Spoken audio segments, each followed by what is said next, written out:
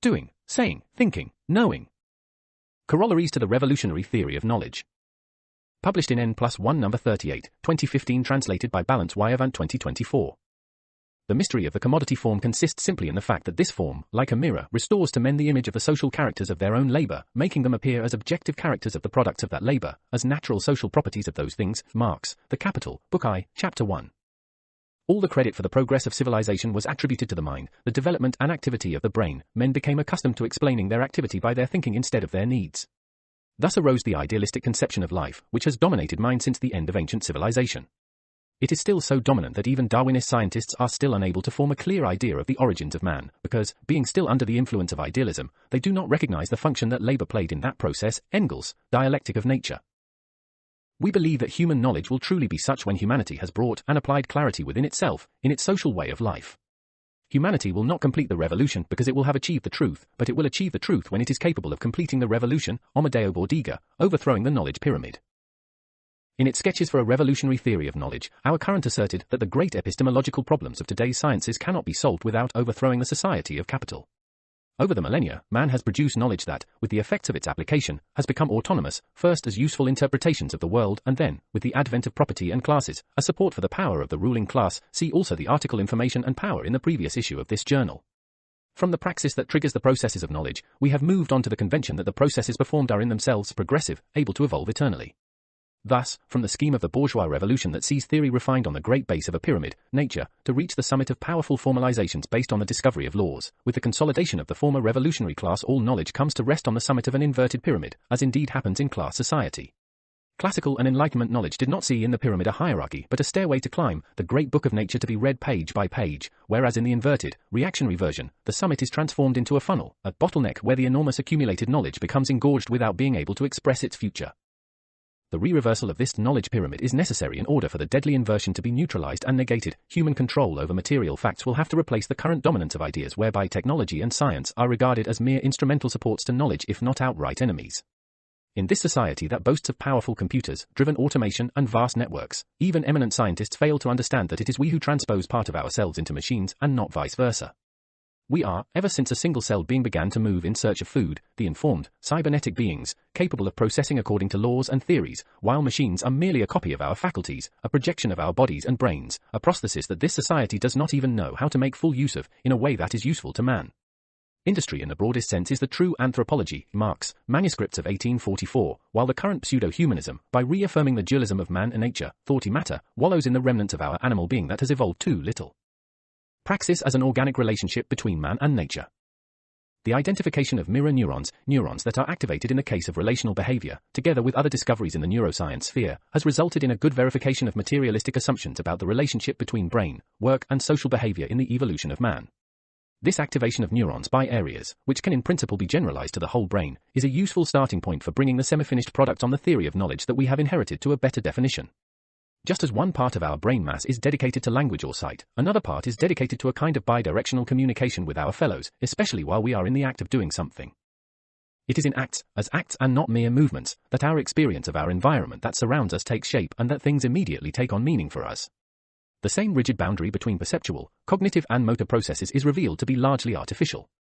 Not only does perception appear immersed in the dynamics of action, turning out to be more articulate and composite than it has been thought of in the past, but a brain that acts is also and first and foremost a brain that understands. It is a pragmatic, preconceptual and prelinguistic understanding, and yet no less important, since many of our much celebrated cognitive capacities rest on it, Rizzolatti and Sinigalia. So a brain that understands can only be a brain that acts.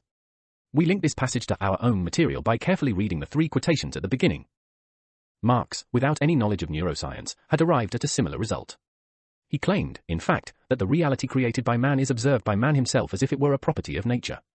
This would be correct since man is a product of nature, and his way of knowing cannot be something different from nature's way of knowing about itself. But man-nature interaction has produced a variety of forms that did not exist in nature. So to know is no longer left to our senses, relying on the elaborations our brain draws from them. The latter evolved over millions of years when most of the things we have surrounded ourselves with were not there. The commodity, for example, is not a tree, a cloud, or snowfall. There are more hidden things in it than perceivable things. To understand what it is takes more elaboration than was necessary in the social stage before it appeared. It takes a theory. Engels emphasizes the process that led from the labor of transforming nature, the only source of evolution and knowledge for man, to the domination of ideas. The capitalist world has reached the limits of its possibilities because, although it is based on the exploitation of labor, it does not recognize the evolutionary value of labor and stops at market value. Bordiga points out, we will only be able to know nature by understanding the mechanisms of knowledge, the influence of the social structure on them, the ways in which we act on the basis of the senses, and the processing of the data they provide us with. We must realize that we must know the mechanisms through which we can know. Today, progress has been made, but in 1960 the notion of consciousness as the result of biophysical activities of the brain was not at all acquired, hence the demand to understand how we know in order to reinforce the foundations of a theory of knowledge was completely countercultural. The identification of DNA by James Watson and Francis Crick dates back to 1953, but the topic only became popular after the Nobel Prize was awarded to the discoverers in 1962. Crick refers to the problem in his 1994 book The Astonishing Hypothesis, The Scientific Search for the Soul. To understand ourselves, we need to understand how nerve cells behave and how they interact. This had therefore been in the air for some time. Humanity cannot know nature, i.e. know something precise about it, unless it comes to understand how knowledge, the capacity for abstraction, and the material possibility of dealing with phenomena due to out-of-body evolution are formed in humans, industry, instrumentation, memorization, urbanization, etc. Some, e.g. Cavalli-Sforza, adopt the expression cultural evolution. The history of the Industrial Revolution is a striking paradigm of the epoch that Marx calls human prehistory, because it has not yet reached the reversal of praxis, i.e. the capacity for social programs, for deciding on one's own existence and future. In such a society that is still unnatural, exposed to chance, it is the invention of the electric battery that kickstarts subsequent research into electricity. And the production of motors, lamps, and instruments required the development of field theory. Faraday, Passanotti, Maxwell, Hertz, even the steam engine was conceived and built before the theories of thermodynamics, energy, and power arose. Carnot, Kelvin, Clausius, Joule, Watt. The examples on doing then thinking are countless. The Greeks developed admirable theories from practical observations. Medieval and Renaissance mercantilism led to the final adoption of the Indo-Arabic positional system, algebra, and algorithms to solve commercial arithmetic problems. The accounting needs of the Lombard, Venetian, and Florentine bankers were one of the breeding grounds for mathematics and economics. Today we have sufficient knowledge to do what nature has predisposed us to plan our existence, overcoming the dominance of Darwinian chaos, of the law of the jungle. Only one step is missing, abandoning the last ideology and adopting the scientific criteria of knowledge that is not subservient to class interests. Commodity, money, capital, and wages are by no means eternal categories. On the contrary, they are very recent in relation to the history of human evolution. But we tend to eternalize them because we found them ready and developed at our birth, and our organism perceives its environment with the same means, senses, and individual processing capacity as it did 3 or 4 million years ago. Tests have shown that in the natural relationship between predator and prey, the latter can never take too much time to think. Therefore, in the presence of a potentially dangerous figure, it develops a rapid, elementary perception. When an asymmetrical figure enters its field of vision, it means that it is in the vicinity of an animal seen from the side, so it assumes that let's see what happens attitude. If, on the other hand, an axially symmetrical figure enters his field of vision, it means animal seen from the front, possible attack, flight, or defense. The Campbell's Ganon, for example, has a language of only 3 words, high, low, horizontal, to mean raptor, snake, and leopard. This is enough for him, although his elementary vocabulary is enriched, without losing simplicity, by adding different sounds to each of the 3 words. Many of our spontaneous actions respond to the same criteria. The external world to which we have given rise, i.e. everything we have produced by transforming the environment with a huge jumble of artifacts, is no longer compatible with the animal that is still in us, which acts on the basis of primordial instincts such as that of symmetry just mentioned. For our species, such a jumble has the function of that electric battery that triggered the race for theories on energy and fields. It acts on us like that steam engine that forced us to discover the laws of thermodynamics. It is no coincidence that, in almost exactly the same years in which the theories of a new physical science were developing, humanity was developing the theory of a new social science by publishing its manifesto in 1848. We changed from prey to predator a couple of million years ago, but with our natural hunting equipment, we could have done very little. So we developed artificial equipment that we used collectively, and, as we developed our gear, we became more skilled hunters. Since our brain evolved with the capacity to store and process information inwardly, while at the same time developing a language to transmit it to others, it consequently developed the concept of an intimate space, let us call it consciousness, an inside that communicates in various ways with an outside. Almost all philosophical and even scientific constructions have for millennia been based on 2 assumptions. 1, the existence of an I, a character that observes the world out there by interacting with it, and 2, the dualism between the body of this character and its soul, or mind, or consciousness. From here on, we will use the latter term exclusively. Even today, there are apparently materialist neuroscientists who fall into the so-called Descartes error, DiMaggio not so much in its vulgarization, I think therefore I am, reversed into I am therefore I think, as in the impossibility of ever breaking free of the soul, or at least of an internal ordering entity that handles the data sent by the senses to transform them into responses, reactions, rational behavior. Does man interact with nature? Solipsism, in all its manifestations, is much more widespread than we think. Its primitive form is precisely that which schematizes the world on the model of a body in dualistic dialogue with its soul, both enclosed in a diving suit and intent on observing external nature. In extreme cases, this model goes so far as to affirm that nature only exists insofar as man becomes aware of it by observing it. Some tendencies in very modern physics do not deviate too far from the solipsistic model by claiming that reality, i.e. the universe all around us, is simply the information we have about it. Even 4 million years ago, the universe of the Australopithecus was nothing more than the information he had about it. With such an approach, all the information accumulated over 4 million years would find no explanation. Through man, nature knows itself, and from this point of view, it is still reductive to imagine that dualism can be overcome by simply stating that man and nature interact. Keeping the two terms of interaction separate does not emphasize the synchronized operation of the brain as an engine of action and an engine of understanding. Nature is not simply a cybernetic state in which separate things interact by exchanging appropriate feedback. Nature is the cybernetic state par excellence. It is all things together. It did not need a conscious ordering principle to evolve to biological intelligence. It has in itself properties of self-organization. If anything, it is this intelligence that still needs to evolve. First, it needed elementary forms of knowledge, such as taxonomy, and the classification of objects, to distinguish them, recognize them, and use them. And no taxonomy is possible without the discretization of objects or events to be classified. There was also a need to scan time, without mentioning the matter of which the things that have already been discretized are made. Even the atom, whose name means indivisible, was eventually broken down into discrete subparticles. But when the need arose for a unifying science, one that overcame the old dualisms and subdivisions into distinct categories in order to respond to new knowledge, a general theory of the continuous, relativity, and a general theory of the discrete, quantum, was arrived at simultaneously, without the possibility of unifying them. Although both were founded on the need to conceive of the universe as an inseparable set of relations, they remained at the stage of transitional theories. Here we must pause for a moment. While the dualism between matter and energy has been demolished, the dualism between discrete and continuous has yet to be overcome. This cannot be achieved by doggedly squeezing like a lemon the current science that has already given all it could give. This is why a revolution is indispensable. As we have seen, the sciences have reached the point where a well-known logical paradox is triggered. They are supposed to comprehend phenomena that underlie our ability to understand. The functioning of the social brain cannot be very different from that of the individual brain. Can a brain made of atoms understand the nature of atoms? Or does it understand it precisely because of its atomic structure?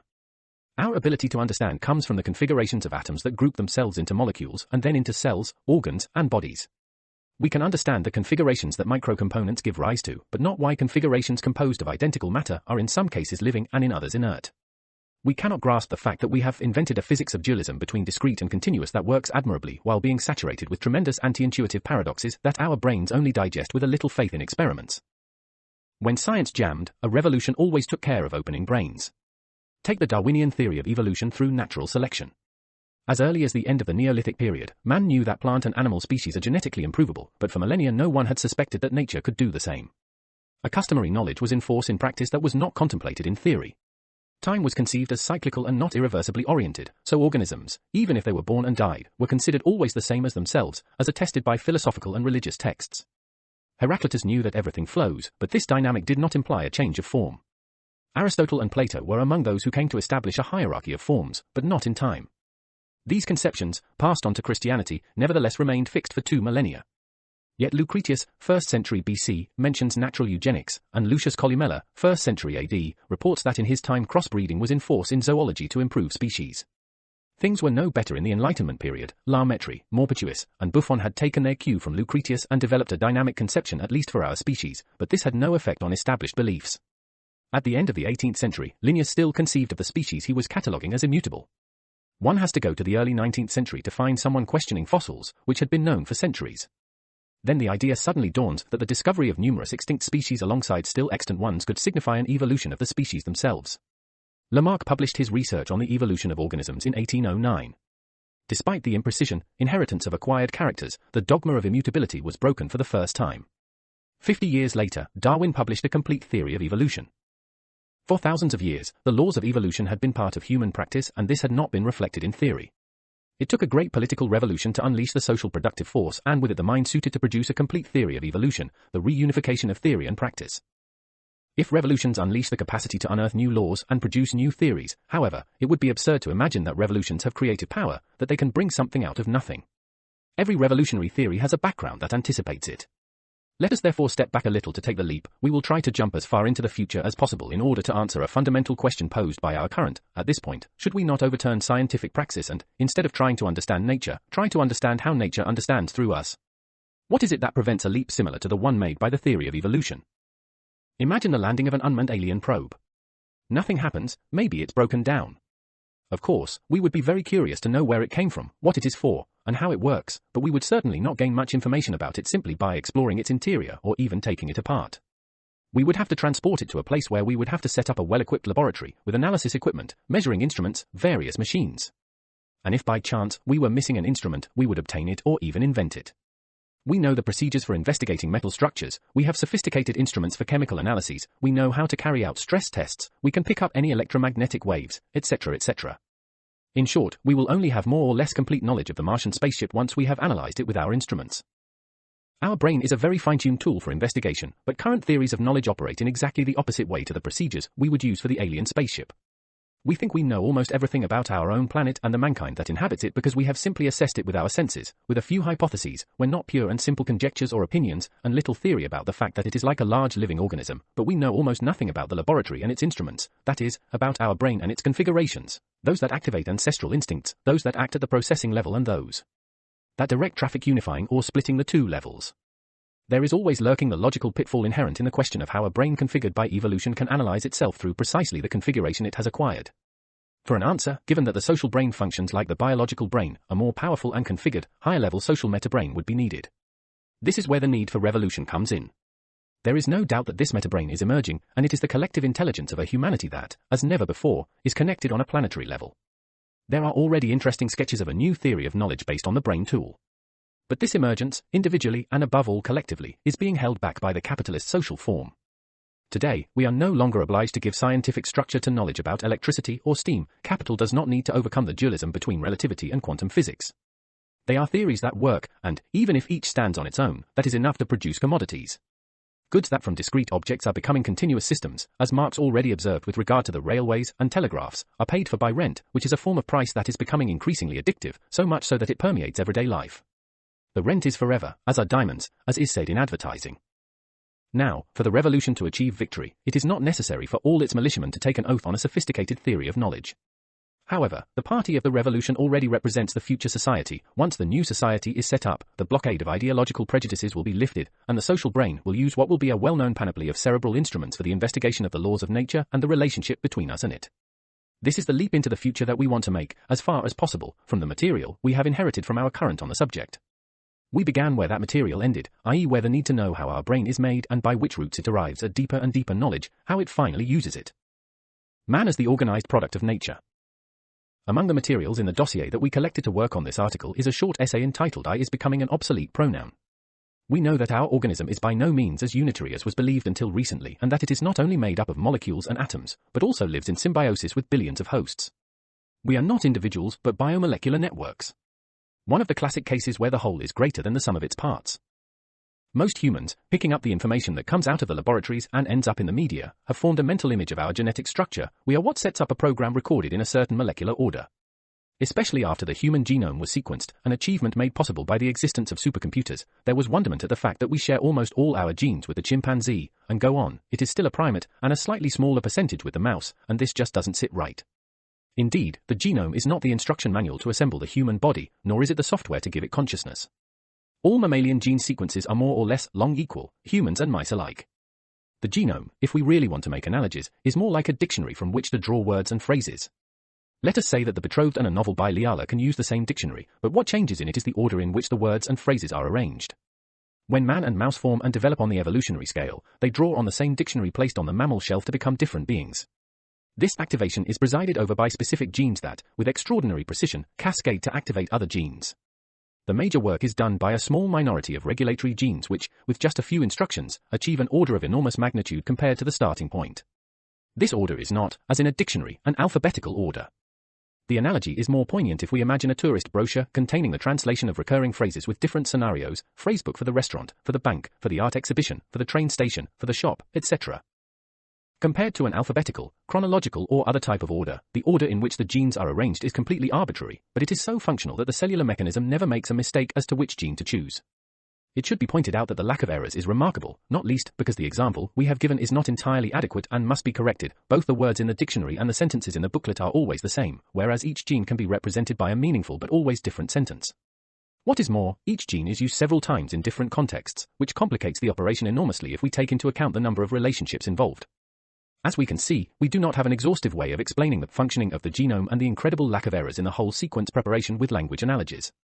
The explanation lies in the fact that we are not dealing with a mechanical apparatus, the precision of which depends solely on machining tolerances and the analogical process used to produce it, continuous variations in dimensions and positions. On the contrary, in the genetic field, the state the program is in depends on a digital setup, there is not, 0 and 1, without nuances, hence without errors. According to some geneticists and evolutionists, the best analogy is with a computer's subroutine. In fact, the operating system has, stored somewhere, a collection of prepackaged instructions that application programs access to perform the required operations.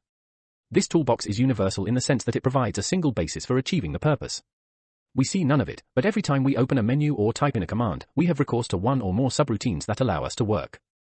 This analogy, drawn in summary from Richard Dawkins' book The Ancestor's Tale, would not have been possible without computers. Dawkins is on the anti-spiritual side, and we will quote others who are on the same side as him, but this does not at all mean that we adhere to his theses. Our criterion is to derive as much information as possible to derive our own theses, in the sense of consistency with our research program. The most interesting material is offered by mutual criticism, the most poor, according to our criteria, is the propositional material. However, we maintain that there would be no computers if the physiological computational capacity of living organisms did not exist in nature. A capacity that is not specific to man, but is typical of all living matter. The difference between this matter and man consists in the fact that in man, intentional processes at a certain point in evolution undergo an atypical acceleration, absent in other organisms. We call intentional, purposive, processes all processes that, starting with the most elementary such as the search for food, lead to the ability to design complex objects or systems. There is debate among contemporary philosophers about the meaning of intentional. Here and elsewhere for us, the term always means reversal of praxis, which, as opposed to a necessity, we might also call will or freedom if these terms were not worn out by usage. Unfortunately, philosophy is spilling over into the field of neuroscience, and the result is a great deal of confusion. Besides this, philosophers in the cognitive field often change their mind and cannot even be quoted without specifying the time. Nothing to do, therefore, with free will. Our brain is a social organ that was formed and evolved as a result of powerful social communication factors. Even habitual behavior is considered to be the result of free choice. On a psychological level, Albert Einstein felt he was acting freely, even though on an intellectual level he was faithful to the idea of a mechanistic universe. That we act by an act of free will is a belief so powerful that it must arise from a fundamental property of human brain organization. I hope to go further to place the scientific data in a broader social context that certainly interacts with the physical nature of our species, but which is not usually taken into account. Michael Gazzaniga, The Social Brain. Chipping a stone, producing neurons. Doing, saying, thinking, knowing. This sequence is the actual chronological and logical succession of phases that sum up our evolution as humans. Of course, thinking covers all 4 stages, but here we are interested in the rational thinking that makes its way through the reversal of praxis. We will not go back over what we have already said on other occasions about Engel's classic piece on the interaction between hand and brain in the process of hominization from Australopithecus to present-day man. Suffice it to mention that the few existing skeletons of very ancient paleanthropes, dating back 2 million years, all show characters that demonstrate evolution starting with the lower limbs. When Lucy, a 3.2 million-year-old female Australopithecus, was found in 1974, the archaeologists who first compared the bones of the legs, evolved, with those of the skull, primitive, thought of a shuffling of geological strata and the bones contained therein, of a confusion between Australopithecus and more evolved hominids. Lucy in fact had a brain that, according to beliefs prior to her discovery, was too small compared to her legs, which were instead very similar to ours today. Johansson, Lucy. As we write, 2 important confirmations are arriving. In Kenya, tools were found that were intentionally produced 3.3 million years ago, backdating the birth of the lithic industry by 700,000 years, and in South Africa, a new offshoot of our species, Homo naledi, has been found, not yet dated with certainty, but dating back perhaps 2 million years. The perplexity of today's paleoanthropologists remains after a good 40 years. On the website of La Science, the 10th of September, 2015, in fact, the discovery is commented on in this way. Although overall its anatomy places it unambiguously within the genus Homo, it does present some puzzling traits. It combines a human-like build and stature with a small brain, similar in size to that of the Australopithecines. It has shoulder features apparently well adapted for climbing trees, associated with a hand and wrist with adaptation similar to those that allow fine manipulation in our species. It has the hip of an Australopithecine but feet and lower limbs adapted for walking on the ground. It already has a weak jaw and small teeth, like us, but with a still primitive structure. Both Lucy and the Kenyan paleanthropic toolmaker and Homo naledi give us irrefutable proof that erect stature came before the disappearance of ape-like head characters such as prognathism and the poorly angled junction between skull and cervical vertebrae. In the case of Homo kinetotas, which we know only through their tools, it is evident that their hands were more evolved than their skulls, a sign that their mechanical capacity was already remarkable despite being those of an Australopithecus. The ability to use sharp stones or other objects, found in nature and chosen for their properties, is therefore even more ancient, dating back to before the connection between hand and brain produced a reversal of praxis, that is, the ability to obtain desired objects and therefore codified both in their structure and in the manufacturing process. Reversal, that is, or awareness, application of will to obtain an end. And this evolutionary process could not take place without the hand-brain interaction developing not only the first language but also the specific area of the brain dedicated to it. If we apply the same criteria to today's society, we see that from the point of view of collective, social development, the feet have evolved, but the change has not yet affected the brain. We have called ourselves Homo sapiens sapiens, but without the reversal of praxis our status as a species will not be able to boast a third sapiens. It is not man that produces nature, but nature that produces man. A somewhat banal phrase on the surface, full of common sense, with an exact meaning. But it is not part of the theoretical baggage of the bourgeoisie as the ruling class. In the philosophical, political, scientific, artistic context, man is still above nature, his attitude towards it is to dominate and exploit it. In man-made non-fiction, nature can be either radiantly helpful and cooperative, or adverse and catastrophic. Whether one way or the other, with man as the advocate of progress or, on the contrary, the slave of progress, this wonder of creation is always placed at the center of the universe, as a being in its own right. But the anthropocentric view is not only unacceptable but also extremely annoying. Man is not a creator god without progenitors. He is a product of the self-organization of matter, and his atomic, cellular, organic structure is not something distinct from the rest of nature. His very ability to understand and learn cannot be based on laws other than those that govern the rest of the universe. Marx observes that, freeing the essence of man from ideological encrustations, what remains is man's activity in an organic relationship with nature, which, being that first source of all instruments and objects of labor, stands in relation to that part of it which is man as the unique entity from which come the materials to be transformed. We therefore have matter that transforms itself, that in the transformation produces a phenomenon we call humanity, that uses the latter to further transform itself. The existence of clothing, of cloth, of every element of material wealth not found in nature, has always required the mediation of a special activity, productive in accordance with a purpose, which assimilates particular natural substances to particular human needs. As a creator of use values, as useful labor, work is therefore for man a condition of existence regardless of any social form, an eternal natural necessity to mediate the organic exchange between man and nature, and thus human life itself. The utilitarian values of dress, cloth, etc., in short, the bodies of commodities, are combinations of two elements, matter supplied by nature and labor, capital, Book I Chapter 1. Human activity is history, and both cannot be separated from nature.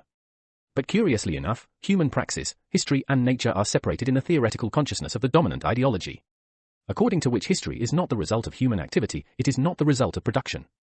Even when attention is paid to geographical and economic determinations, as in the currents of the French school, the underlying tendency remains that of the chronology of events with actors of differentiated rank but always protagonists of choices as factors of history rather than products.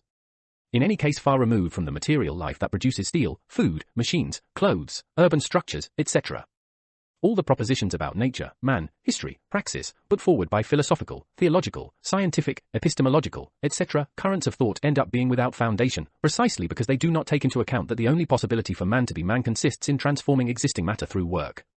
Not the one sanctified by the bourgeoisie, politicians, and trade unionists, but the one measured in force for displacement in time, i.e. energy. Until now, the entire conception of history has purely and simply ignored the real basis of history, or has regarded it as a mere marginal fact, devoid of any connection with the historical course. For this reason one is always forced to write history according to a yardstick that is outside of it. The actual production of life appears as something prehistoric, while what is historical, understood as something that is separate from common life, appears as extra-historical. Man's relation to nature is thus excluded from history, and with this the antagonism between nature and history is created. Marx, Engels, The German Ideology, Chapter 1. Doing and communicating is knowing. Not even pure science is exempt from this ideological contamination. On the one hand, the scientist works in an aseptic environment, as if science were outside of society. On the other hand, he introduces, into the data from which he discovers laws, structures or dynamics, elements exclusive to this society, as is demonstrated in the 3 meetings of our current on the theory of knowledge, 1960, see n+1 issue 15-16, where words from the language of economics are quoted that sneak into descriptions of physical states.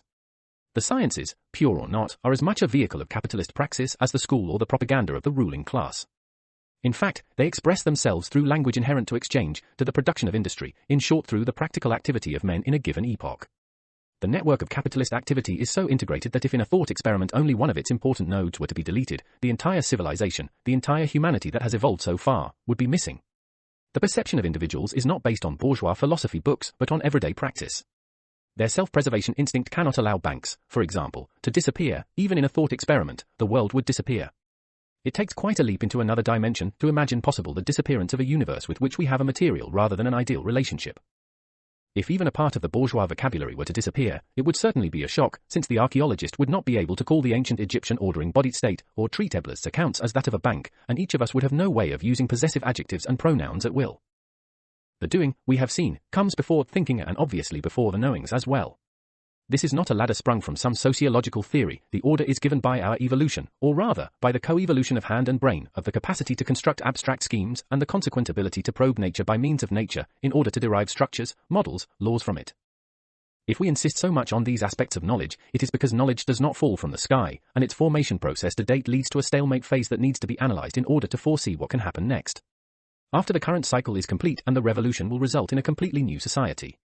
All the ingredients are on the table today to answer the question of laughter.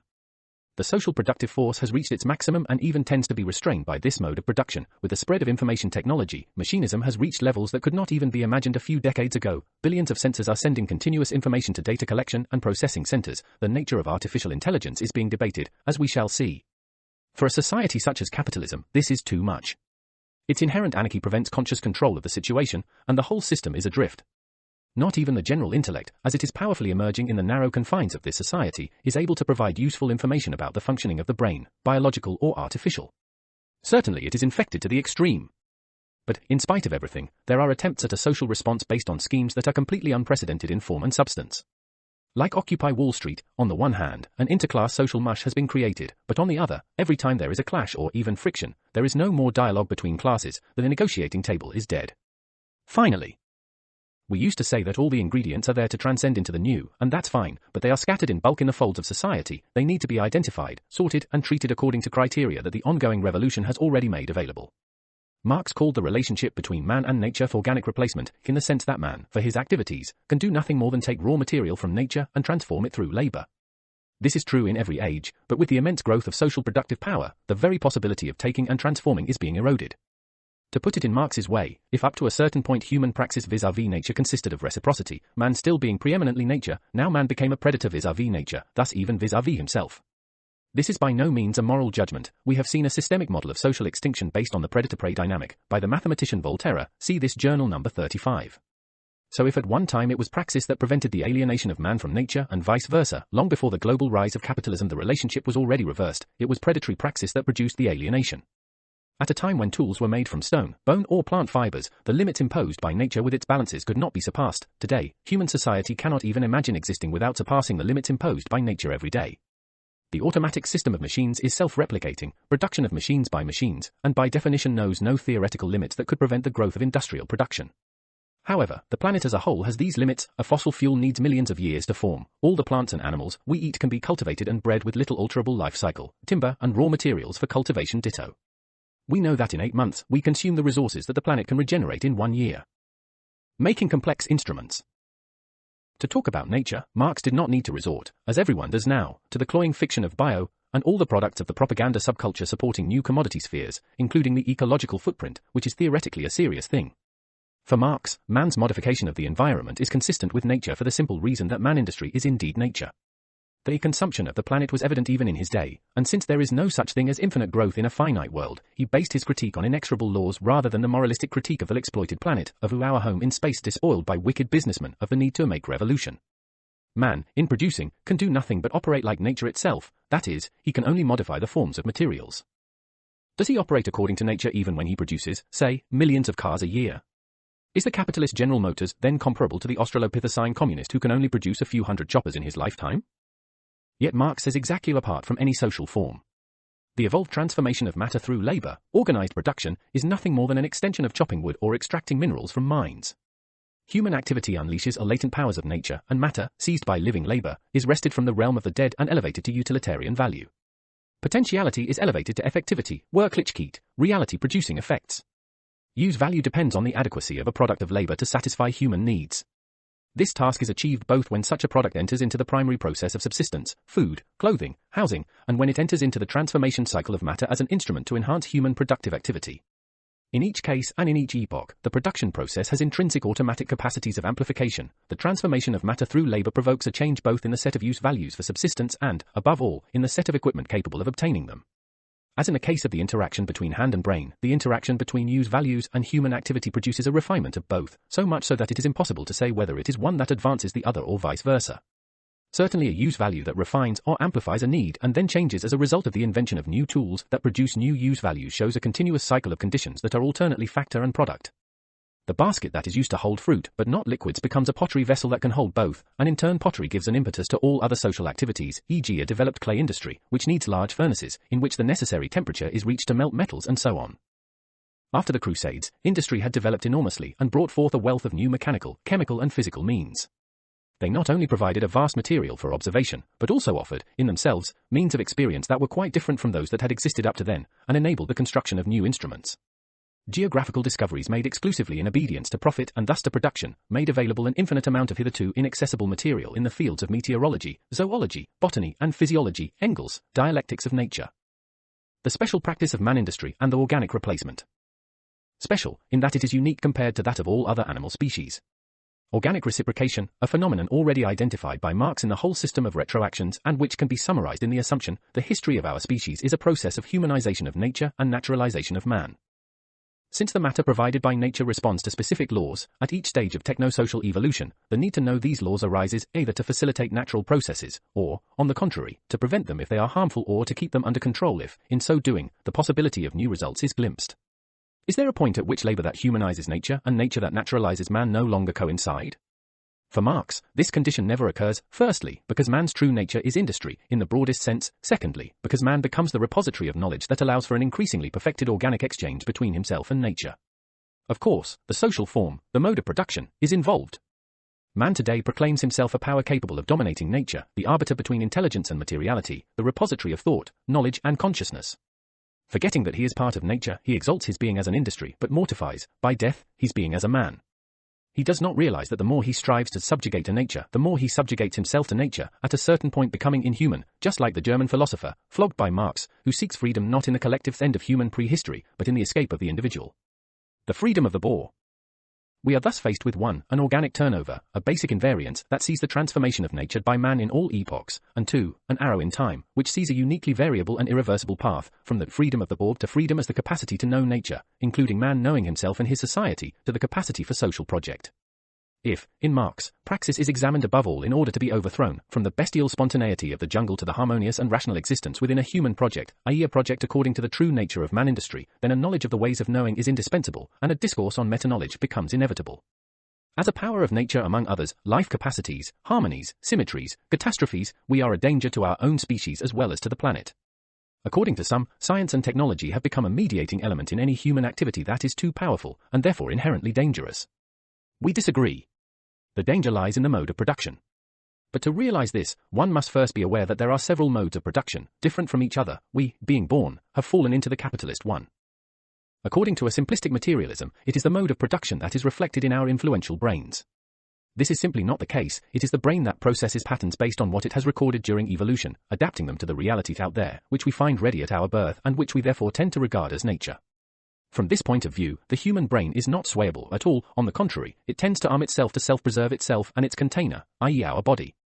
Clearly, when talking about the co-evolution of elements of nature, it becomes impossible to prioritize who influences what, but it is certain that if we put ourselves in the shoes of a Neanderthal, we would be very worried about living with our more evolved fellow man, Cro-Magnon man, who is capable of having a much different impact on the environment. Yet the Neanderthal brain was more voluminous than that of its antagonist. Was it suited to deal with situations that required more processing? Or was it greater instinctuality that required more brain mass? It is not known, but the Neanderthal became extinct, while the Cro-Magnon is us. Putting oneself in the shoes of the less evolved is not a good scientific operation. It is just a rhetorical device to show that the Neanderthal might have had serious concerns, instinctive or rational, it doesn't matter, in seeing that his antagonist stood in a different relationship with nature. If he had developed a philosophy, he would certainly have speculated on the harms of technology and the devastation of the environment, harms that went as far as defacing the natural sacredness of caves by dirtying them with painted simulacra. The operation of putting oneself in the shoes of, in our case, succeeds best if we try it with the man of the future society. But how?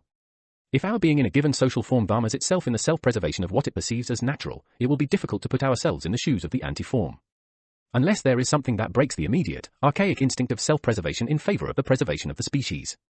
The revolutionary evolutionary process, with its catastrophic breaking points, provides the answer. Man is one of the instruments of the revolution. It is not the individual who chooses the revolution, but the revolution that chooses the individual. This is the only way to be in line with Marx and Darwin.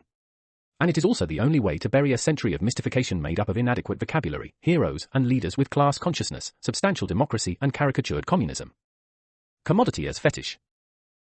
We are approaching the autonomization processes of many of the capitalist characteristics, a fundamental phenomenon for understanding the essence of capitalism at this level of development.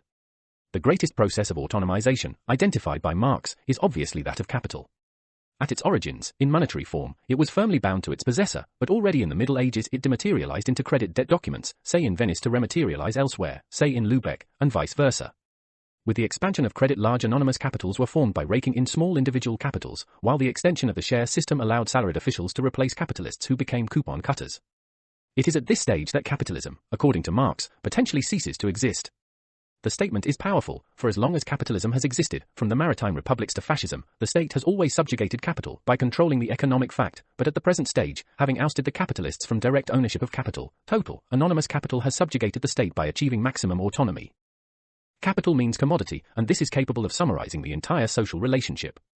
With its complete baggage of content that stands before the rest of the economic world, it becomes autonomous in society, within which everything has become merchandise, so this category is a good portal to enter the world of knowledge today. The commodity, we have seen, is first and foremost an object, a service or a procedure capable of satisfying a need. In another social form, the same thing could satisfy a need without being a commodity. So an object is or is not a commodity depending on the parameters adopted to analyze its characteristics. The commodity has a market that depends on many factors, but here we will consider only two: use value and production price. The use value is subjective, although in each era it can spread and become collective, taking on mass characteristics, as for example certain types of garum, a fish sauce of the Romans, or certain 17th century Dutch tulips that were hoarded and paid exorbitant sums. The production price is equal to the cost price that each commodity exhibits at the exit of each individual factory compared to an average standard, i.e. a global average price due to various factors, such as competition, the mechanization of the production process, the scientific or non-scientific organization of labor, factors that push for a uniformity of processes and, at the same time, a race to lower the cost price. A fashion effect is not excluded, which of course can be unrelated to the qualities that satisfy concrete needs. In this case it is a mental need, not excluded by Marx. It is clear that, to the extent that standards become more widespread, what should be the end of production, i.e. use value, the satisfaction of a need, is overshadowed in favor of production for production's sake, i.e. the passage from a certain quantity of capital to a greater quantity. When this transition is completed and its effects are added to the stabilization of a system based on increasingly socialized production to which the maximum of private appropriation corresponds, an irreparable, irreversible, catastrophic social disruption is produced. The organic relationship between nature and man breaks down as indifference grows towards the source of all transformation through labor. Nothing is any longer subordinated to the purpose of use value, everything is aimed at exchange value which, by definition, is now independent of the man-nature exchange. This condition of our species is unique, since unique is our ability to alienate nature. Our elementary little mirror on the genesis of man's apparent independence from nature shows us the absolute limits of capitalist society, having annihilated the useful end of satisfying human needs, made independent and dominant the inhuman need for the absurd transformation of capital into more capital. Everything is brought back to the particular character of the commodity, which crystallizes in itself too many abstractions to be a neutral object. And in fact neutral it is not neutral at all. The commodity separated from nature becomes like the splintered flint amygdala, which serves not so much to hunt antelopes or split fruit, but, above all, as a connector between hand and brain, the fulcrum around which gravitates the reciprocal feedbacks that lead to the development of language as well. The commodity, with its content of social ghosts, shapes the brain into believing it lives in a capitalist eternity. Homologation to bourgeois ideology rather than the result of devious teaching orchestrated by the bourgeoisie is a material condition of co-evolution between brain and environment. This is why it is unthinkable that the scenario in which there are actors intent on the domination of things over man, of the commodity full of ghosts over its producer or consumer, can quietly change into something else without the intervention of a revolutionary catastrophe. Every time our brain has evolved by jumping from one evolutionary phase to another, it has had to violently break the existing balance by coupling social and biological change.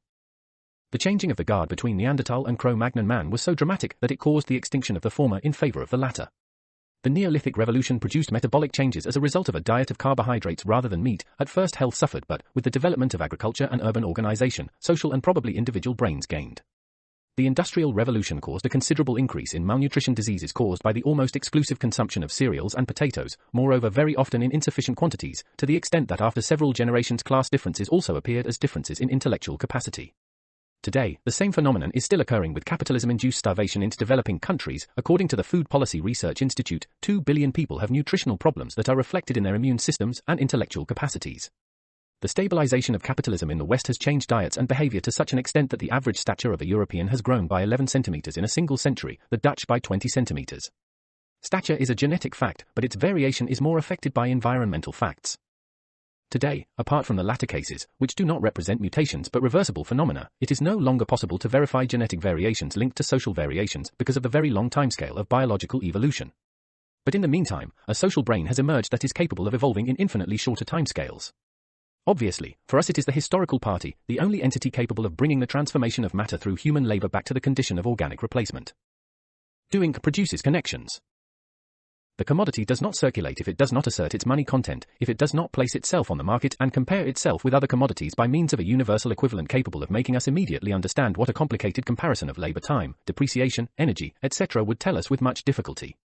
But here we are not interested in summarizing the chapters of Capital, we are interested in sketching the tremendous cerebral coercion that the individual undergoes when, with his paleoanthropic evolutionary baggage, he has to deal with the ultra-complex relations within capitalist society. And of course, we are primarily interested in studying this complexity in order to understand how important it is in the reverse process, when it comes to freeing man from coercion.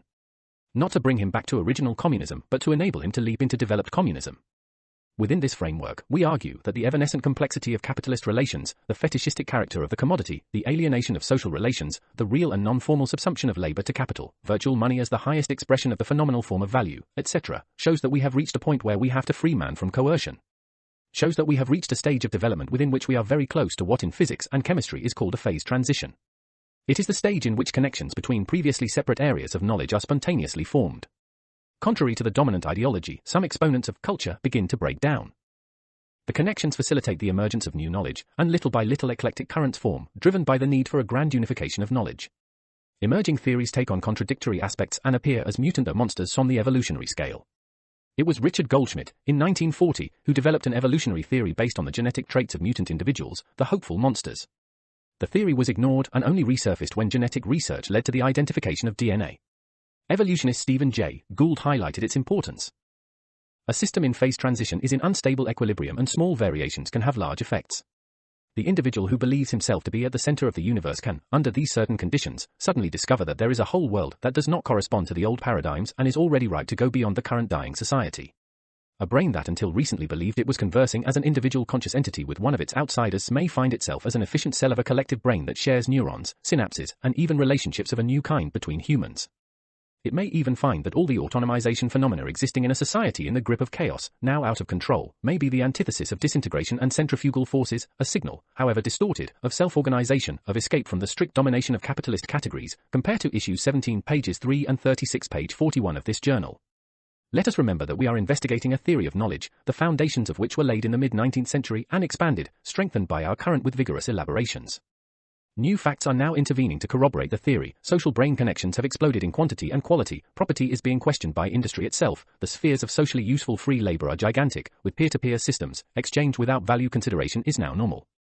Little by little, the ideological barriers that oppose the advance of the investigation into the material nature of consciousness are being broken down, and there is now a vast literature against the metaphysical conception of a soul residing somewhere within us, intent on interpreting signals and transmitting them to us in plain language so that we can implement our free will. It is likely that the scientific world is the last to shake off the encrustations of certainties declared as such in the academy. In fact, heretical publications, often naive, sometimes fraudulent, but always disruptive, dedicated to a tight critique of standard theories, are no longer to be counted.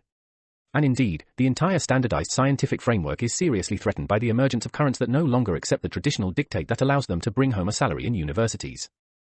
In one of his early writings, Marx examines, from a philosophical point of view, but with an eye on a new kind of knowledge, the relationship between property, who that property violates by stealing, and the human conception of existence, debate on the law against theft. Property gives the robbed the right to establish, through representatives of the state, the non-humanity of the thief.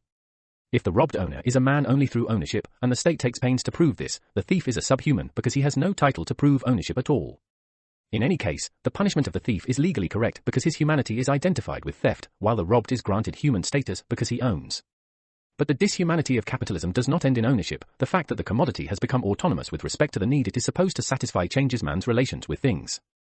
Faced with the theft that undermines property, the stolen object is no longer considered as a use value useful to man, but rather as a symbol of a proprietary society.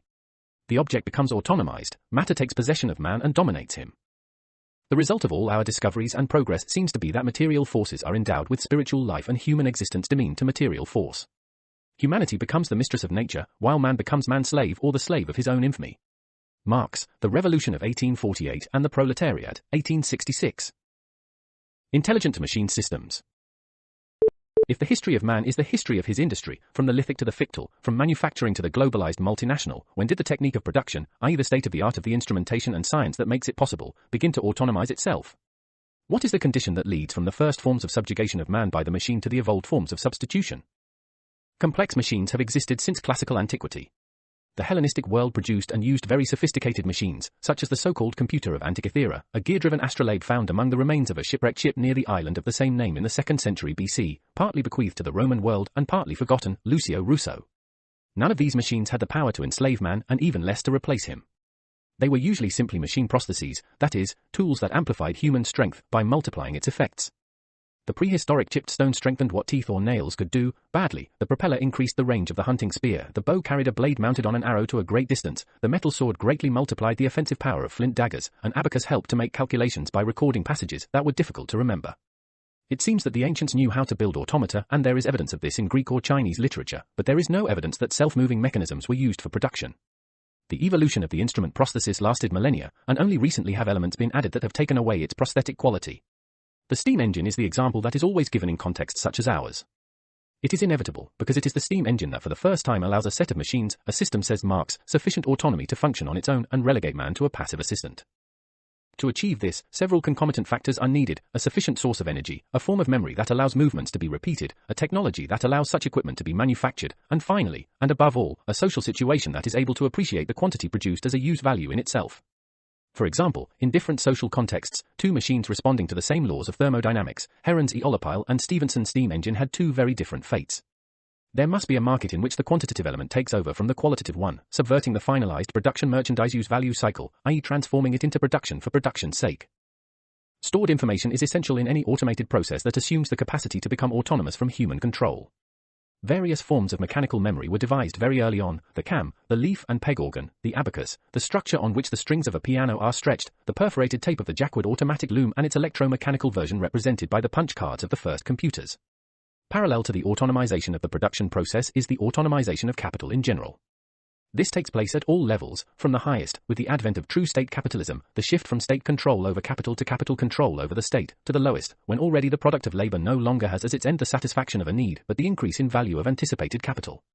If exchange value is no longer tied to needs, but responds to specific laws of the market, the entire production chain is forced to have production for production's sake rather than the satisfaction of needs as its sole end. The law of the tendential fall in the profit rate is rooted in the need to increase constant capital in relation to the other parameters of the production process. Constant capital means of production, machines, automation, technology, science, organization, energy, raw materials. The list is nothing but the indispensable condition for production. Once production is autonomized, the whole of society is autonomized and depends on it. Our existence as men is subordinate to the smooth functioning of this monster. The Leviathan is not the state, now subservient to capital, it is the huge productive apparatus that engulfs every state and makes it dance to its own tune. The markets want it. To sum up what has been said above, at a certain point in his history, man begins to provide his body with prostheses that initially serve merely to increase the strength of his limbs or amplify his senses. Whether primitive or evolved, such devices are a direct derivation of properties that exist not only in humans, but in the entire animal world. It is difficult to imagine how prehistoric man could have made, from Africa to Australia, a boomerang capable of complex trajectories, but this is perhaps one of the few exceptions.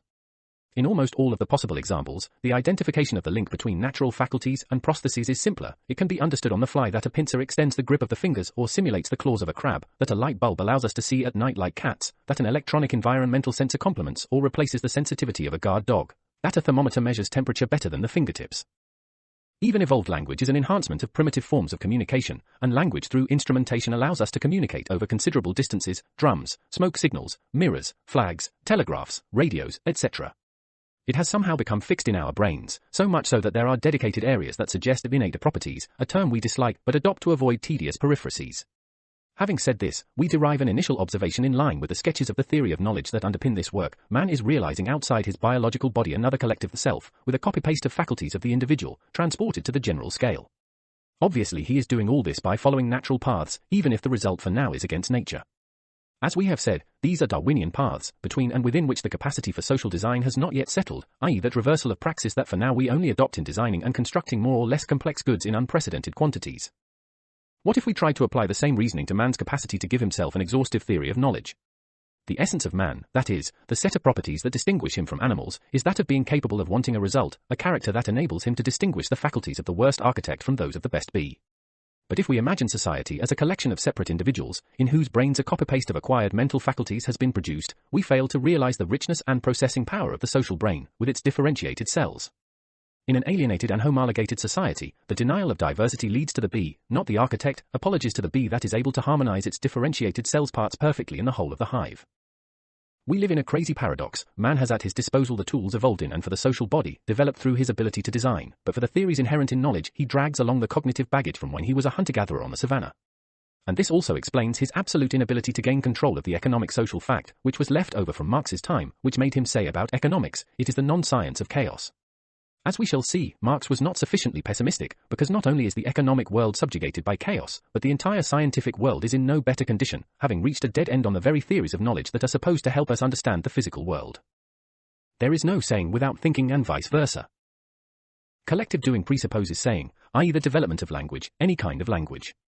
Everything that is capable of transmitting information is language, from the drawings to build a cathedral to the sequence of bits that sends and receives a communication satellite. No theory of knowledge can do without a study of language. What we call thought is a material activity that takes place within areas of our body, probably not only in the brain, as there are neurons in the gut as well, based on acquired and stored data. It seems that our brain continuously maintains various configurations between order and chaos on which stimuli of various kinds from the environment or stored material produce specific order. When the process is triggered without immediate stimuli, we have phenomena such as dreams, hallucinations, or continuous reconstructions of reality that we can never suppress. When the process is triggered by impulses from the environment, we set in motion not only inner activity, but also a communication system. We do not yet know how this happens, so we have no basis for adopting an adequate, new language, and are content with the old definitions that we use without thinking, with meanings that we often adapt to subjective beliefs. Soul, thought, mind, consciousness are words that we can combine into a single concept, whose variations are only due to the different eras and context in which they are used. In the last century, the theory of relativity swept the dualism between matter and energy off the scientific scene. It could have been an opportunity to also eliminate the dualism between thought and matter, since that between soul and body was already relegated exclusively to the religious sphere. Instead, it survived, not only in philosophy but also in science. The argument is well known, the problems of consciousness, or mind, etc., could not be explained by the traditional, i.e. Galilean, scientific method. There would be something ineffable that cannot be investigated with experimental instruments or verification. But if this were the case, we would be talking about a concept to which no material reality corresponds. In fact, it is very convenient to wallow in the supposedly unknowable mystery, because this means lying down on pure fabulations and all in all renouncing the principle of understanding. As much as those who lie down in such a condition are justified by the fact that the functioning of the brain may present anti-intuitive aspects, it must be reiterated that neuroscience has already made available to scientists and philosophers objective data from which to deduce that our intuition evolved to survive in the world and not to understand its laws. The experiment on animals that sense by instinct, thus quickly for their own survival, the asymmetrical or axially symmetrical confirmation of a foreign presence, explains well what difficulty we run into when we get to know. The Earth, after all, turns in spite of our experience, which was formed when we did not yet feel the need to know what was going on in the celestial spheres. From which, if anything, we drew auspices by ways that have now been forgotten and have come down to us in utterly degenerate forms, such as astrology. Of course, the scientific environment also produces materialist theses, whose proponents strive to make full use of current knowledge to combat archaic beliefs. They are thus in their own way unifying knowledge into a single science, the one envisaged by Marx, albeit with other assumptions and ends. However, as they are not rid of philosophy, they drown the discovery of certain laws in a mountain of considerations without empirical content.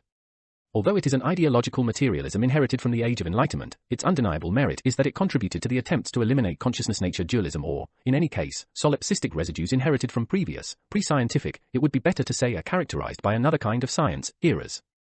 The proponent of ideological materialism does three things that are a real revolution. 1. He rids the field of dualism by placing himself outside of the analyzed system in order to better analyze it, heterophenomenology. 2. He replaces with experimental facts the Cartesian hypothesis of a representation of the world enclosed within us on which to draw in order to put into operation the real connections that allow us to dialogue with the world itself, Cartesian theater. 3. He refuses to attribute cognitive character to qualitative, subjective, and therefore questionable epiphenomena such as beautiful, ugly, love, hate, etc., world of qualia. When we think, especially when we think, we do not set in motion any memory medium on which some kind of film is recorded. Thought is not the contents of a hard disk. The The pineal gland identified by Descartes as the car park of the soul is still a transformed metaphor for many theories of consciousness, but no part of the brain, and perhaps not even the whole brain, acts as a reservoir of information in the manner of an inner Borges library. We do not access it by pulling out a book that was previously on the shelf of our unconscious and is now placed on the table of our consciousness. There are no book configurations, chapters, or paragraphs in the brain. Rather, there is a continuous stimulus of partial data to which experience, through the senses, adds other partial data until the whole of the grey matter and other parts of the body reach the level of information suitable for forming what we believe to be conscious thought.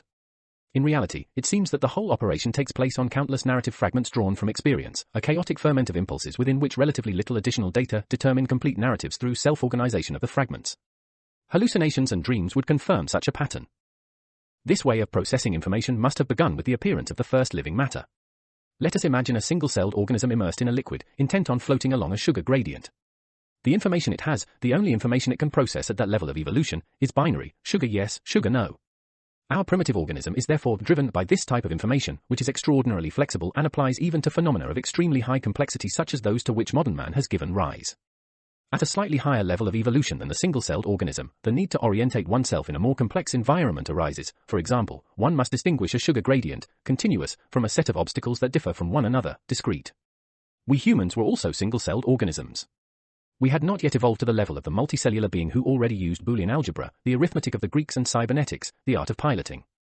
We are investigating contemporary evolutionary facts that lead to the disappearance of dualistic epistemology and, going back to the earliest forms of life, we find ourselves in a dualistic reality that has been part of our being for 3 billion years or so. Nature thinks before thought is born. We must be grateful to the great anarchist geographer Elisee Reclus for first giving us, in the 19th century, a perfect metaphor for thought. Man is an expedient of nature to give himself memory and knowledge. He is echoed today by the technology epistemologist George Dyson. I am definitely on the side of nature, but I suspect that nature is on the side of the machines, the evolution of machines. In the light of the revolutionary theory, the much in vogue problem of reality must be tackled without indeterministic and metaphysical hesitations, but we will not go into the merits of what is one of the workhorses of current philosophy. Matter thinks, and through man, nature informs this thinking to the point of knowing itself. Giacomo Leopardi, whom we have quoted elsewhere, came to the same conclusion. We can call the end result of a process that has taken place over billions of years, as we wish, consciousness, but the scientific method does not allow us to affirm, and therefore believe, that this consciousness constitutes a separate substance from the constituent components of the universe. In the meantime, it has not always existed and its emergence is not identifiable, unless we place it at the moment when the aforementioned unicellular organism begins to maneuver in the environment. And then it would be useful to abandon the lexicon formed over millennia and find other ways to describe reality. The ability to reason and be present to ourselves is closely linked to the recombinant characteristic of matter.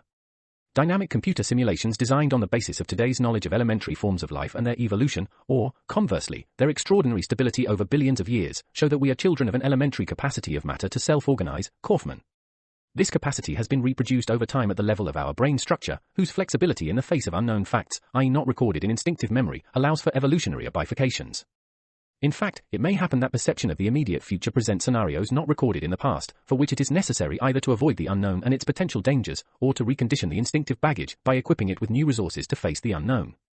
Obviously, the second option tends to overcome the notion of instinct and fall into the domain of the reversal of praxis. In fact, the flexibility of our brain, or plasticity as it is called in neuroscience, allows for self-improvement in the presence of a chaotic, hostile, or simply new environment. Human-like learning is not just learning something and memorizing it, but is a specific product of human evolution. The work-brain link within a given environment produces a redesign of the cognitive faculties.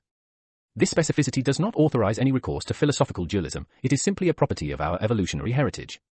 We still know almost nothing about what happens at the chemical or subatomic level in our brain when it redesigns itself, but it is certain that this has nothing metaphysical about it. Learning modifies the cellular setup and this modification produces a change in physical capacities, which in turn produce changes in brain capacities, a phenomenon known as the Baldwin effect.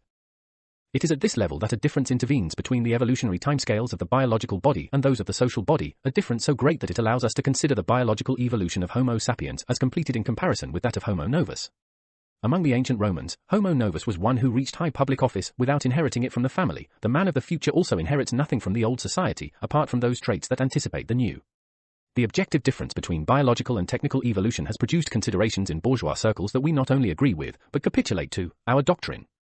they are certainly the fruit of the limit reached by capitalist maturity, bordering on the leap into another society, compared to e.g. Leroy Gohan on the bio and techno-evolutionary differential, Dawkins on the gene-like proliferation of ideologies through the meme, the mental counterpart of the gene, Dennett, who tackles the difficult task of demolishing metaphysical fantasies about consciousness, at bottom mere resurrections of the soul, leading them back to the Cartesian cogito ergo sum.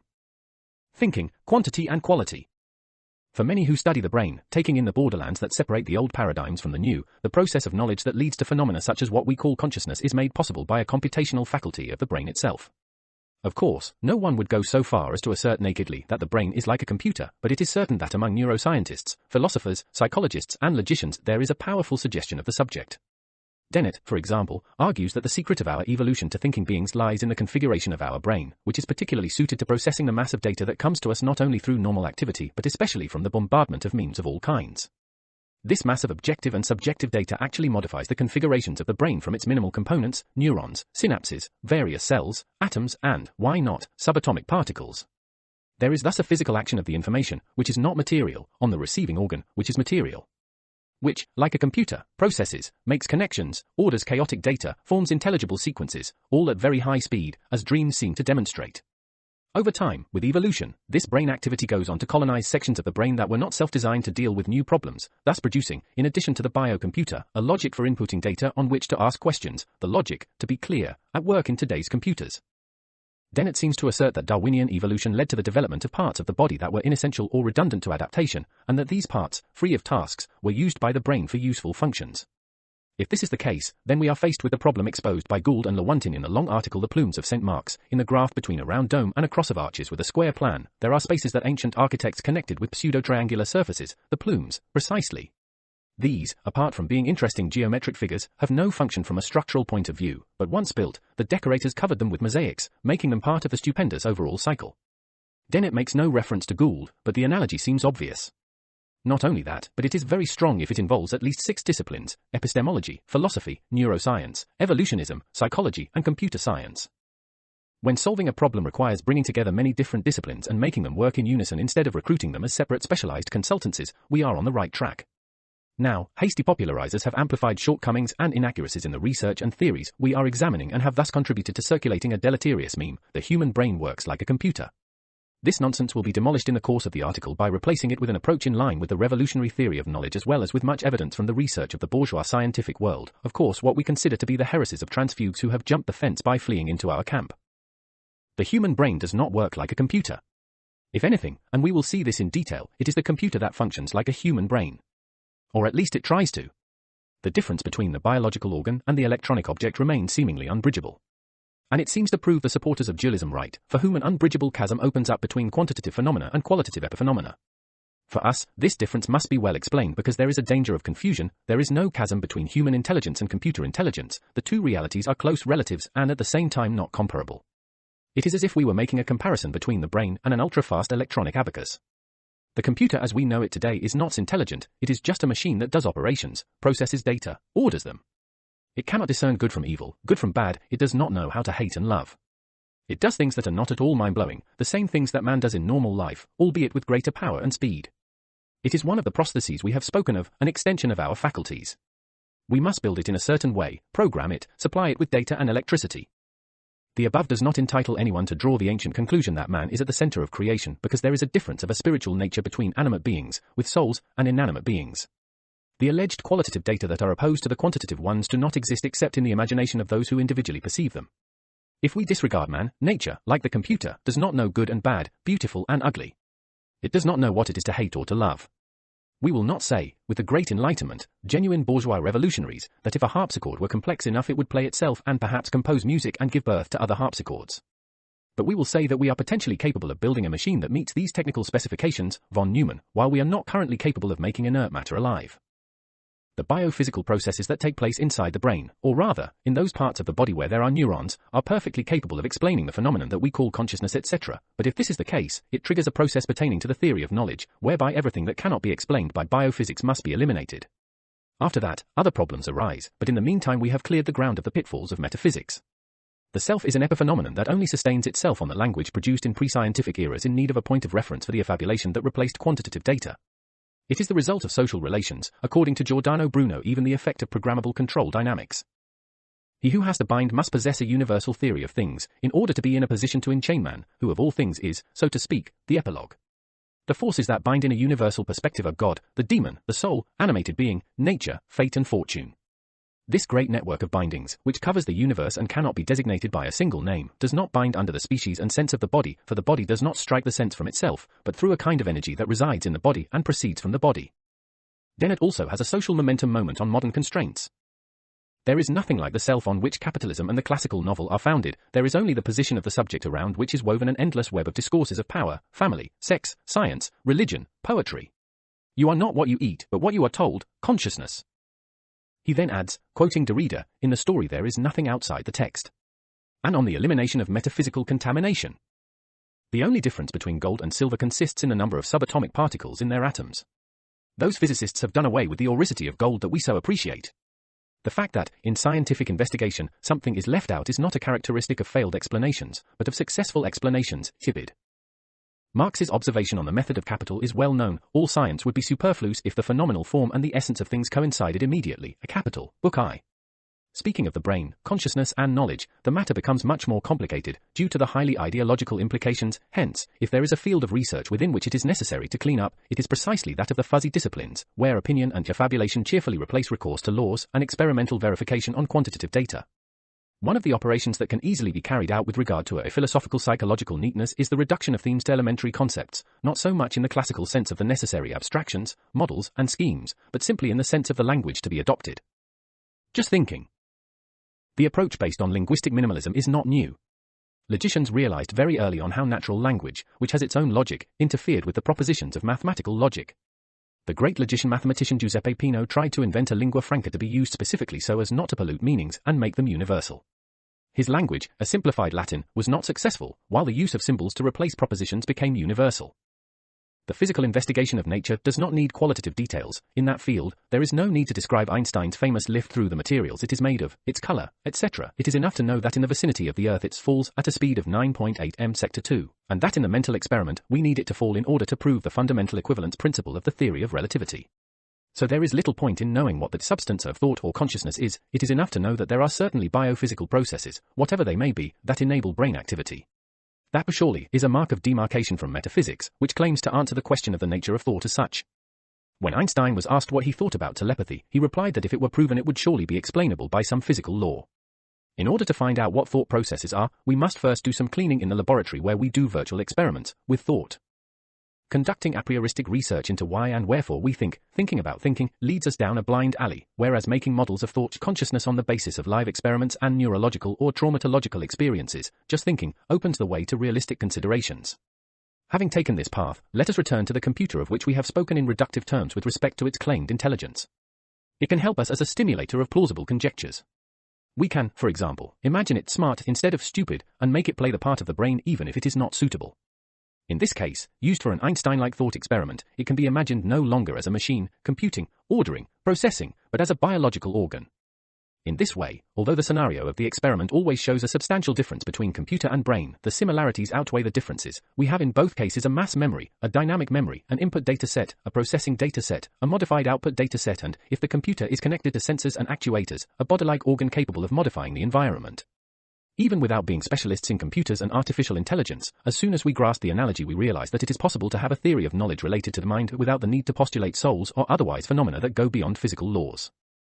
We know through a realistic model, obtained by exclusion, that if metaphysical postulates are deleted, what remains is simply an organism capable of acquiring and processing data to do something with it. Even if we have not arrived at it experimentally, this assumption has the force of an axiom. All this may seem trivial in the face of the dizzying heights of pure thought, but it introduces us to the discourse on the possibility of taking the combination of individual brain, collective brain, and electronic brain to its extreme consequences, a combination that, according to some, e.g. cosmologist Stephen Hawking, could not only autonomize itself but also take over and subjugate our species. We do not believe in the occurrence of this hypothesis. True, man has become a guardian of machines. However, we are not yet in the matrix, and we will not get there, if only because of a revolutionary break that will occur, given the state of capitalism, long before we get there. The film Matrix is a valuable sci-fi extravaganza, complete with thought consciousness replacement as if it were a stored file, but it has the flaw of imagining an amorphous society, self-reproducing without purpose, like some kind of vegetable world. The alternative society, the one fighting for liberation from machines, is characterized by Oriental mysticism rather than science. Nice pyrotechnic film, but out of tune with the possible projections. Any machines capable of subjugating the world would still be designed and built by humans before their evolution towards the ability to self-reproduce. Knowing without knowing. At a time when it is being debated whether the development of computers could plunge us into a society dominated by intelligent machines, many of those who deal with the subject remain anchored to the old paradigm of consciousness as an inscrutable property of man, not subject to reductionist investigation. Strange and paradoxical as this may seem, they are in the clear majority.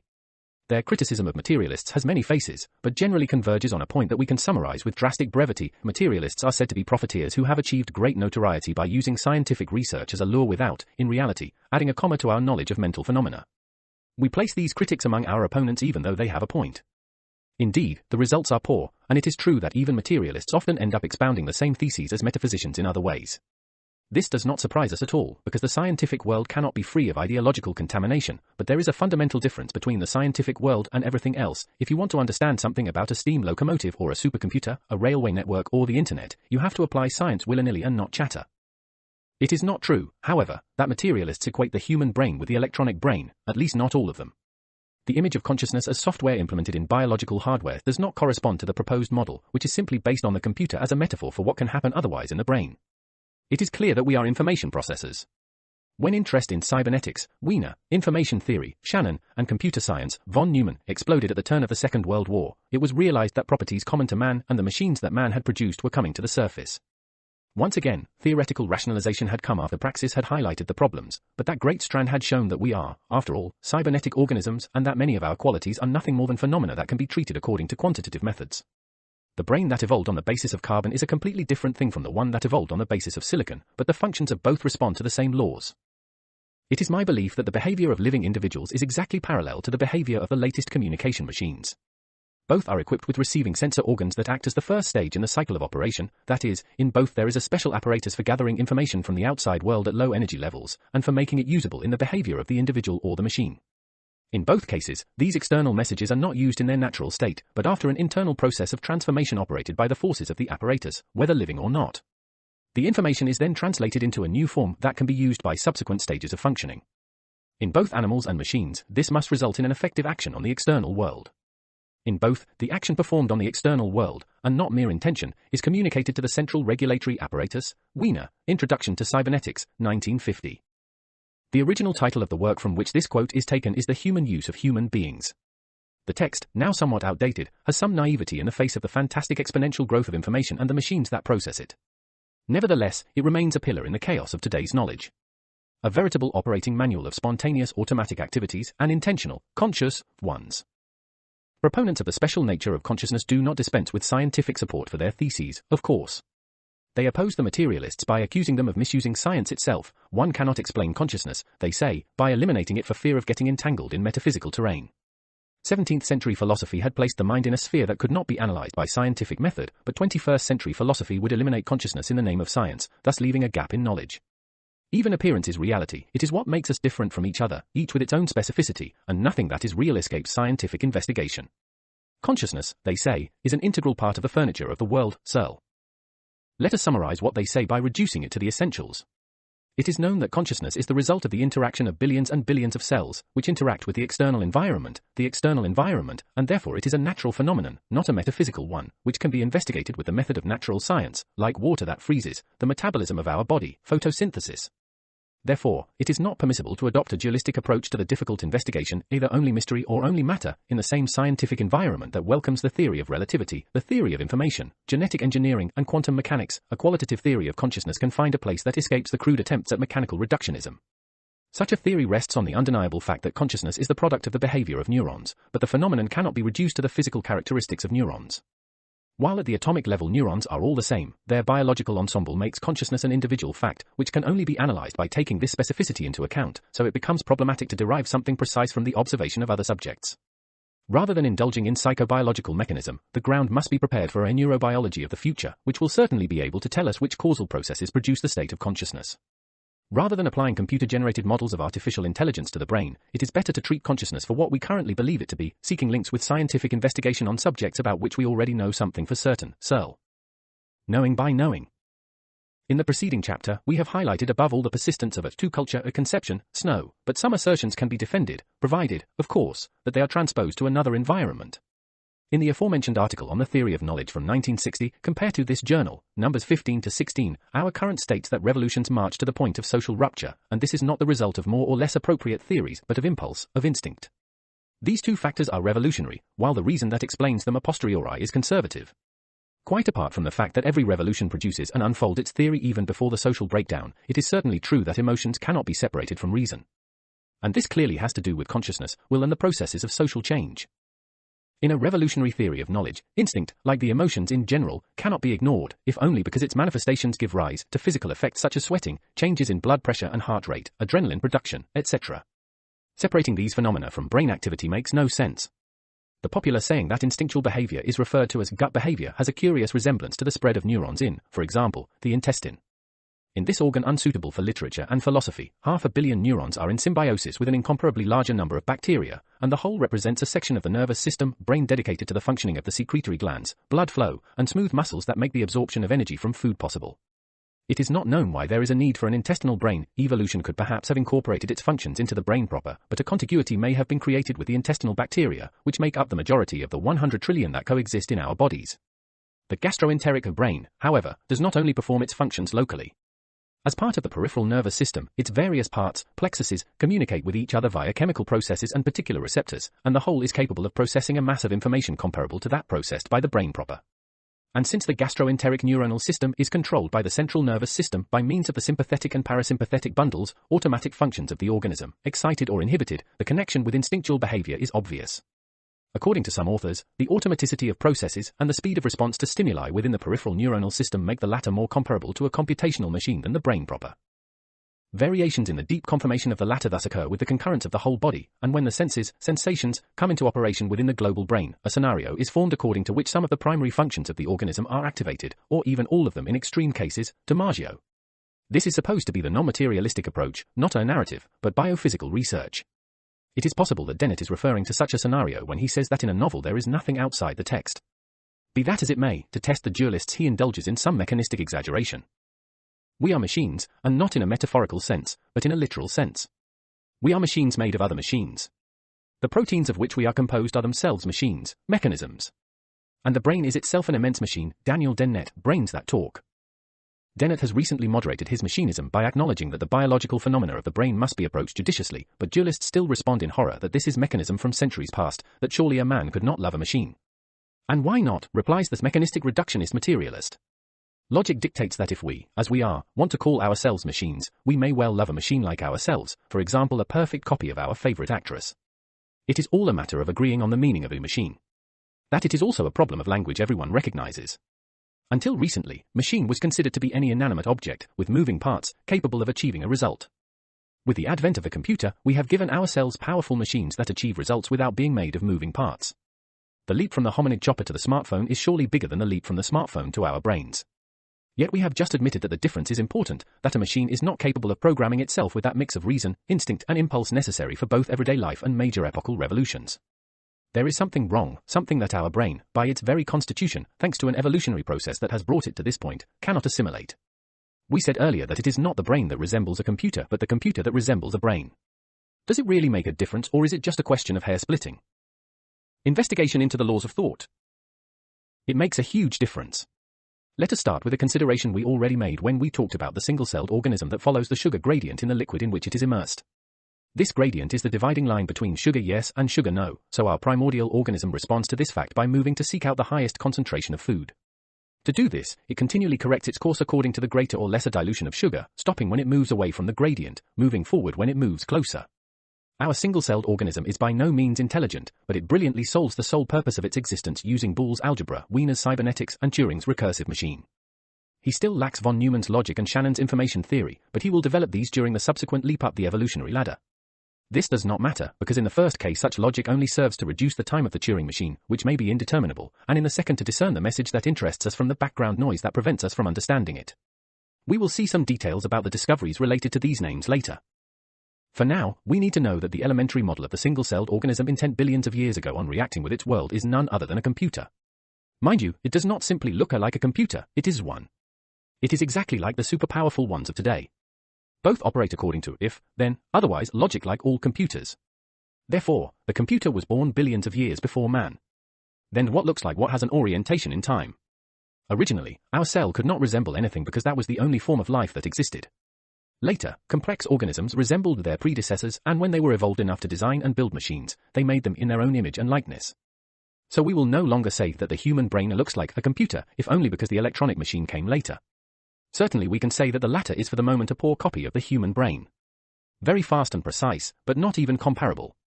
Let us remember when we said, with Leroy Gohan, that the human organism began to evolve by projecting around it some of its characteristics transformed into technological prostheses.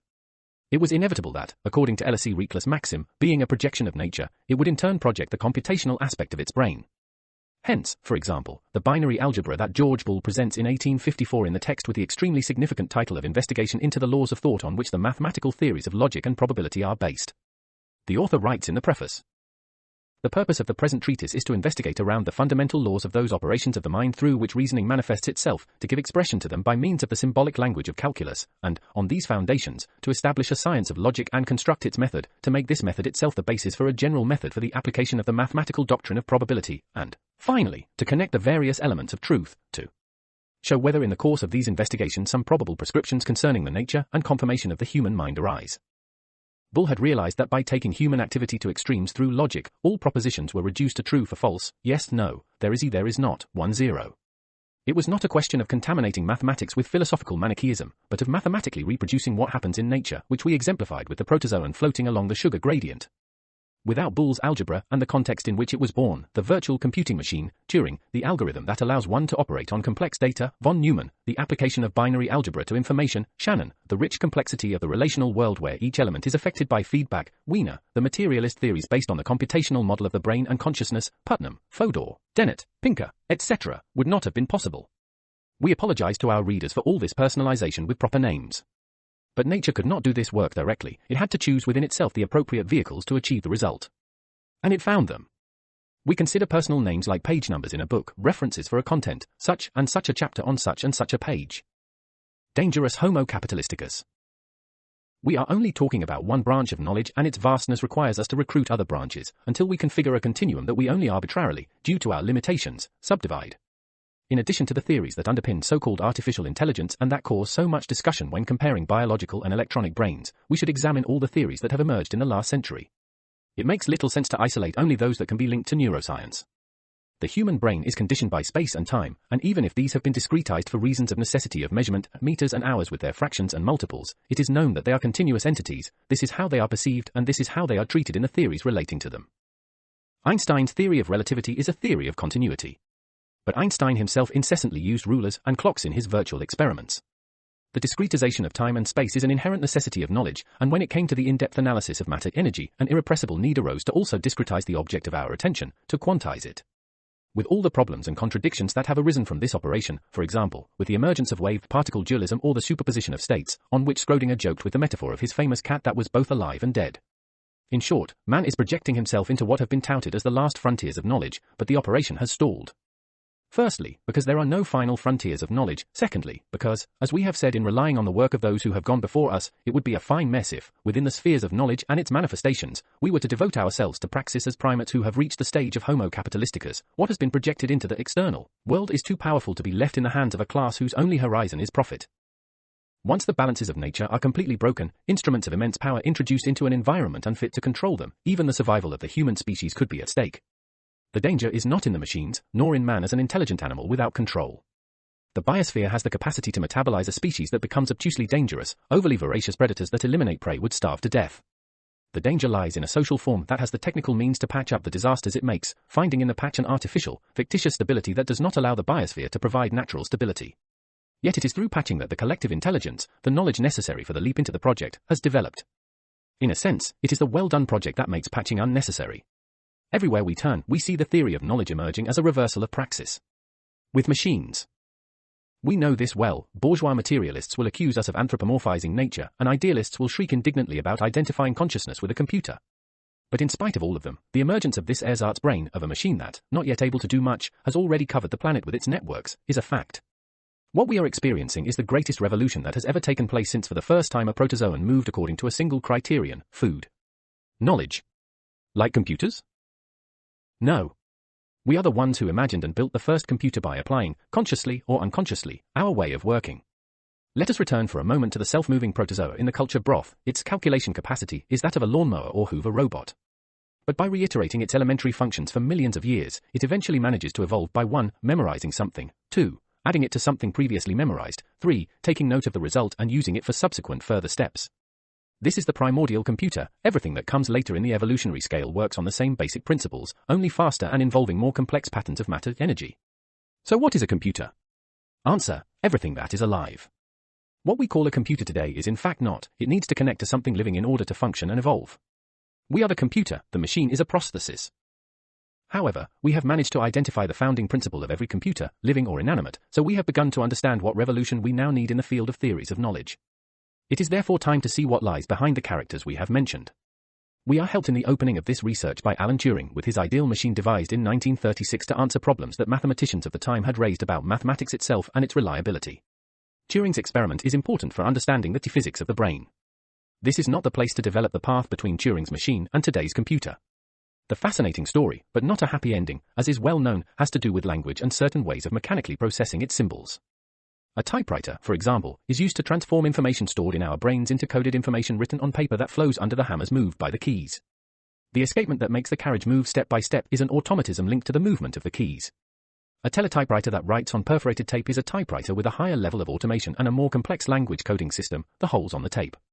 Typewriters and teletypewriters do nothing but write, as their name implies. At that time, mechanical calculators existed that were only suitable for calculations. Turing imagined a device that could identify and understand the limits of mechanical calculation, proving that a machine of a very simple nature could solve a range of problems by means of algorithms and instructions. The states or configurations assumed by the machine in solving problems were analogous to a flow of free thought. Turing needed a machine that would do anything related to language, mathematical or otherwise, i.e. think. The teletyper read the punch tape, but someone had to have written it. The two functions could be combined in one piece of the virtual machine.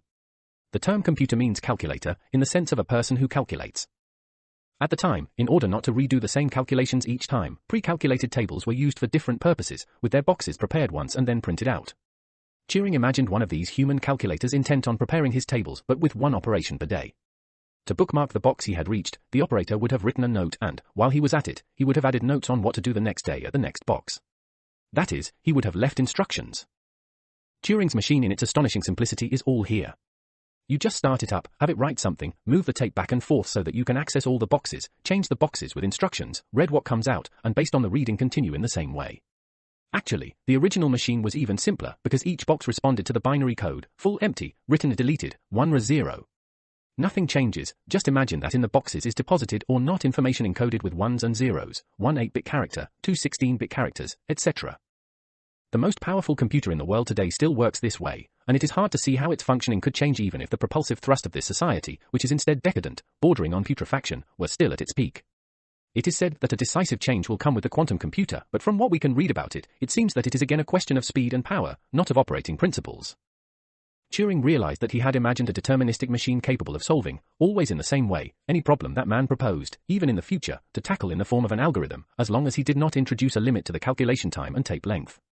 He certainly could not have realized that the marvelous invention was one among many things that our biological being had projected outwards. He could not have claimed, as is customary today, that the brain works like a computer or that a computer can simulate the brain. There were no prerequisites. No one could mistake such an elementary machine for a brain and vice versa, whereas it is now known that this very simplicity can explain the apparently infinite plasticity of the brain. Today, the comparison is based on computing power, which has changed, and not on the architecture of the machine, which is still the same. Nevertheless, we know very well that a modern supercomputer is unbeatable in the game of chess but does not actually win a game. It is just very quick at analyzing the possible configurations of the game to discard the useless or unpromising ones. Effectiveness a lot, human intelligence 0, machine intelligence, it depends on what we want from the machine.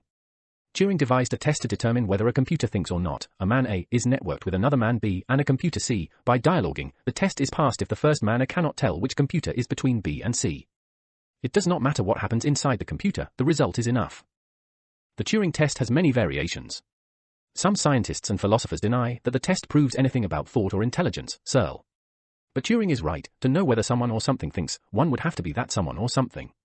Since one cannot, one must take the ability to substitute oneself for a human being as a parameter. We are sure that this criterion will lead to the development of an artificial intelligence, as sure as we would have been sure of flying after seeing the Wright brothers' improbable banger.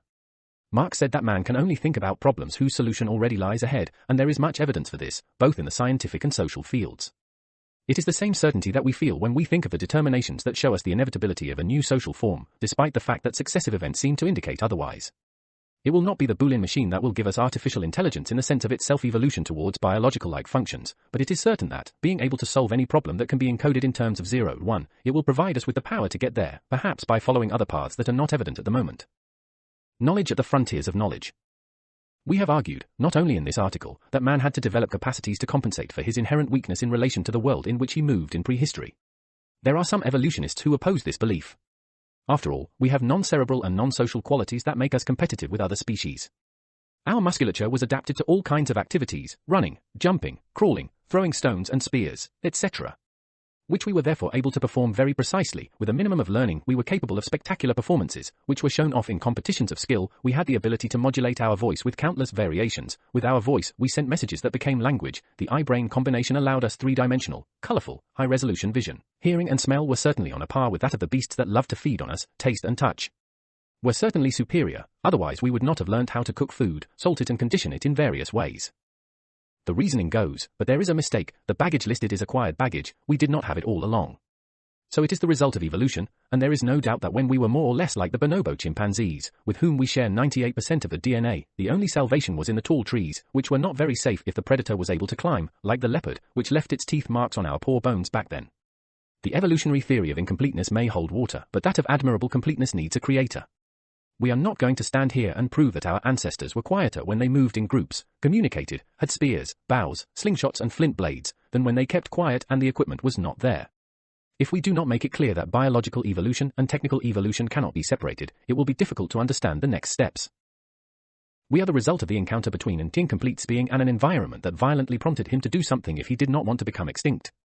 A being that was able to complete itself in various ways, including side effects, the aforementioned St. Mark's plumes, but in general, the fact of developing technique and social behavior so as never to be incomplete again produced, on the scale of evolution, a selective regression. If we defend ourselves against the dangers of incompleteness, we go against natural selection that acts on the most suitable specimen for a certain environment by making the less suitable succumb. It is a bit like the discovery of penicillin. It blew up all the statistical diagrams of infectious diseases, saving millions of people, but it blocked Darwinian natural selection as far as resistance to bacteria was concerned, and the latter acquired resistance to penicillin by contrast.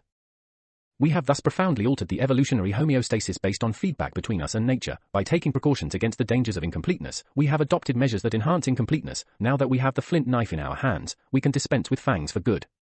Let us extend the discourse to the computer. We have projected outwards, rationalizing it, our capacity for calculation based on the architecture of our brain body, evolving. In the space of a few decades, this capacity has been monstrously amplified, to the point of being indispensable to the point of replacing some of our functions. It is no longer about the tusk and the knife. Once we get on this road, we have to go all the way down it and many other functions will be replaced. How? When everything communicates, where does the body end and the machine begin? The fundamental element of the system is now the body-machine complex, cyborg, and it is completely arbitrary to draw a boundary by rediscretizing it, going back to the separation that once was, on one side the human being with his skin, in the middle the environment, and on the other side the steel and plastic shell with hardware and software inside. The definition of a cyborg would be a cybernetic organism, but this is a tautology, like saying loaf of bread. There is no living organism that is not cybernetic. But today man is a cyborg in the common meaning of the term, a man-machine, because that separation between the born and the produced, Marcassini, but especially Kelly, is becoming increasingly problematic. Knowledge through machines. The monstrous processing capacity of the service complex behind the Google logo is due to 2 billion lines of code, i.e. an enormous set of elementary instructions. The container of this processing machine is divided into various parts scattered around the planet, and its operation requires as much energy as several power plants produce. The heat emanating from the machine must be dissipated by a hydraulic system that has the flow rate of a river. All this power is mainly dedicated to indexing and managing 500 billion pages, each containing on average hundreds of thousands of bytes of text and images. The system is dynamic because it serves billions of users by offering the information they ask for and in the meantime are learning from their behavior, officially to serve them better, true, in reality and above all, to make considerable profits. There is no exchange value without use value. Google is an immense system for knowledge, has automatisms that do not require human intervention and is capable of learning and self-organization. It even uses one of the few experimental quantum computers in existence. But it is an unintelligent brain. If it works so well, it is only because countless human brains are connected to it, which they do through keyboards and screens because they need to adapt their receiving and transmitting organs to those of the machine. They would achieve the same result if they could use a connector as in Gibson's sci-fi novel Neuromancer or the film Matrix. It is clear that the whole made up of the human brain and the interfaced machine is an all-too-easy metaphor for the idealist who wants to insist on mind-body dualism. On one side would be the software, our consciousness and the instructions we have fed into the machine, on the other the hardware, our body and that of the machine. The metaphor is easily dismantled. The biological hardware has been stable for 1,000,000 years and the mechanical one can last for centuries, while the software, especially the biological one, is subject to the wind that blows, and from the ineffable heights of thought, instead of being dominated by its free will, it is dominated by innumerable conditioning factors that come from the material world. The machine has been invented and, while it is at it, is filled with previously unthinkable contents, becoming an integral part of the entire work of nature. The now famous plumes of St. Mark's return, which, like the machine, become an aid to communication, to knowledge. Only with the machine, the aid is so powerful that it throws our entire species over the edge into a new epoch. In this society, artificial intelligence only exists to the extent that we speak of empowered intelligence. In the future we shall see. For our current, instinct is a biological plan for the preservation of the species while consciousness assembles sequences to understand what will happen in the future. Or to will it? For Paul Valery, quoted by Dennett, consciousness is that part of us whose task it is to produce the future. As we can see, something is making its way through the bastions of conservation, and in the air is spreading the conviction that the reversal of praxis is at the same time anticipation of the future and its realization, as in a project. But normally today's science and its laws, especially those formulated in the last century, are the ultimate product of bourgeois society, hence more suspect than ever. Instead of generating future, they preserve past. The future society will be able to eliminate the contradictions caused by the dominant ideology because it will be able to control the process of the formation of so-called consciousness. But what now?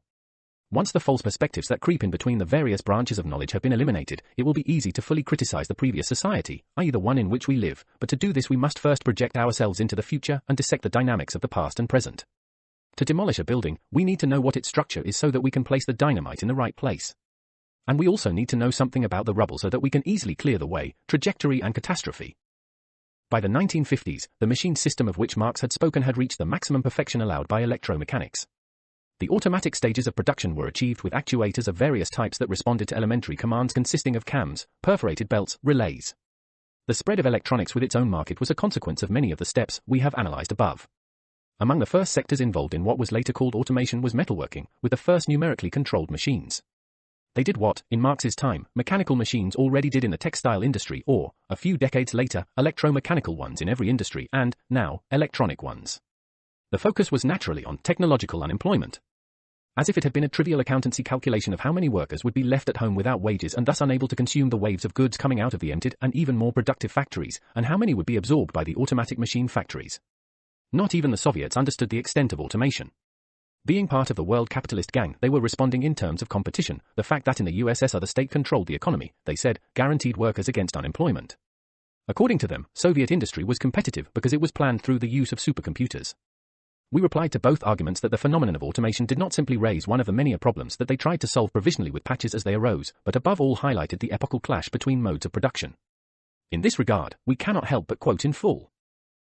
But those who have been most embarrassed before the prospect of totalitarian automatic production are the innumerable half-hearted Marxists, who abound even among the not dense ranks of those not associated with Stalinism and post-Stalinism.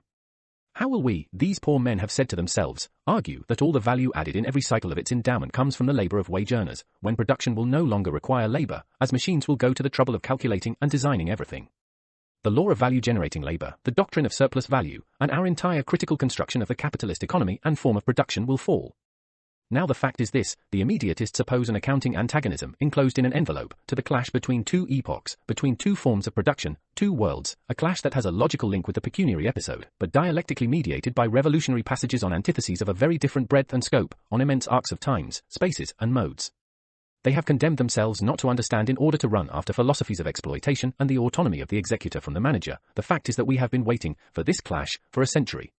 To the rubble the laws of value, of equivalent exchange and surplus value, with their fall into nothingness falls the very form of bourgeois production. The former are valid as long as the latter lives, and when science and technology, however secular a class monopoly, shatter them, it will only be the supreme example of the revolt of the productive forces against the forms that must collapse. This doctrine of automatism in production boils down to our whole deduction of the necessity of communism, based on the phenomena of capitalism, trajectory and catastrophe.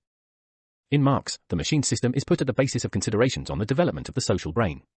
Capitalism's laws of self-preservation are at the same time laws of self-destruction, and the social brain registers this contradiction both by extolling scientific and technological progress and by fearing a nightmarish overtaking of the machine by man. Even if it is true that the machine has taken on characteristics of autonomy and pushed automation, it is not permissible to confuse these actual characters with a kind of competitive self-determination for power. The machine is, for Marx and for us, a phenomenon to be read in order to draw conclusions about our evolutionary and social development, to understand how close we are to the new society. The machine is not our alter ego located in an elsewhere, it is part of us like mathematics, which is not a science but an instrument of it. The machine has made us realize what is really at stake in our next evolution, which we anticipated in the manuscripts of 1844, compared to Genesis of Man Industry. The next leap will be truly enormous, if not epochal, because the specific character of man as an integral part of nature will be questioned. The humanistic conception opposed to this integration will fall. The mysticism about thought and consciousness is already disappearing, bombarded by empirical discoveries that are devastating to the status quo. The new paradigm is already laughing in the face of crude attempts to criticize an alleged neo-reductionism, because it is becoming increasingly evident that, if anything, the opposite is happening, with the need to unify knowledge and the spontaneous and increasingly frequent convergence of formerly separate disciplines. The most powerful and versatile machine devised to date carries within itself the germ of this science of the whole, because it processes data regardless of their origin, whether biological, physical, psychological, etc. Understanding the history of knowledge. According to biologist and neuroscientist Gerald Edelman, consciousness is a process whose function is to know. And this dynamic helps us understand what the relationship is between advances in brain science and the problems of human knowledge. It seems that this is precisely the problem whose solution we are so interested in regarding a theory of knowledge. This problem naturally has its own history, which, written by man, has not yet reached the finishing line because man himself has not reached it. Too little is still known about the brain-consciousness relationship, which is considered a necessary step in order to know how man comes to know. For Edelman, there is a primary consciousness, which is that of the protozoan or, at a higher level, of the human infant. At an even higher level, there would then develop the consciousness derived from cultural data, which is that of which every adult human being is aware and which is the basis for the formation of scientific thought. Since at this level of consciousness every scientific procedure is imagination at the service of verifiable truth, science would be tributary to consciousness. If this were the case, then we would already be in possession of a satisfactory theory of knowledge, and all we would need to do would be to expound it clearly so that it could be experimentally verifiable, even with virtual experiments. From the material basis to the cultural basis, a neural Darwinism would be in operation. Knowledge would thus be an evolutionary fact.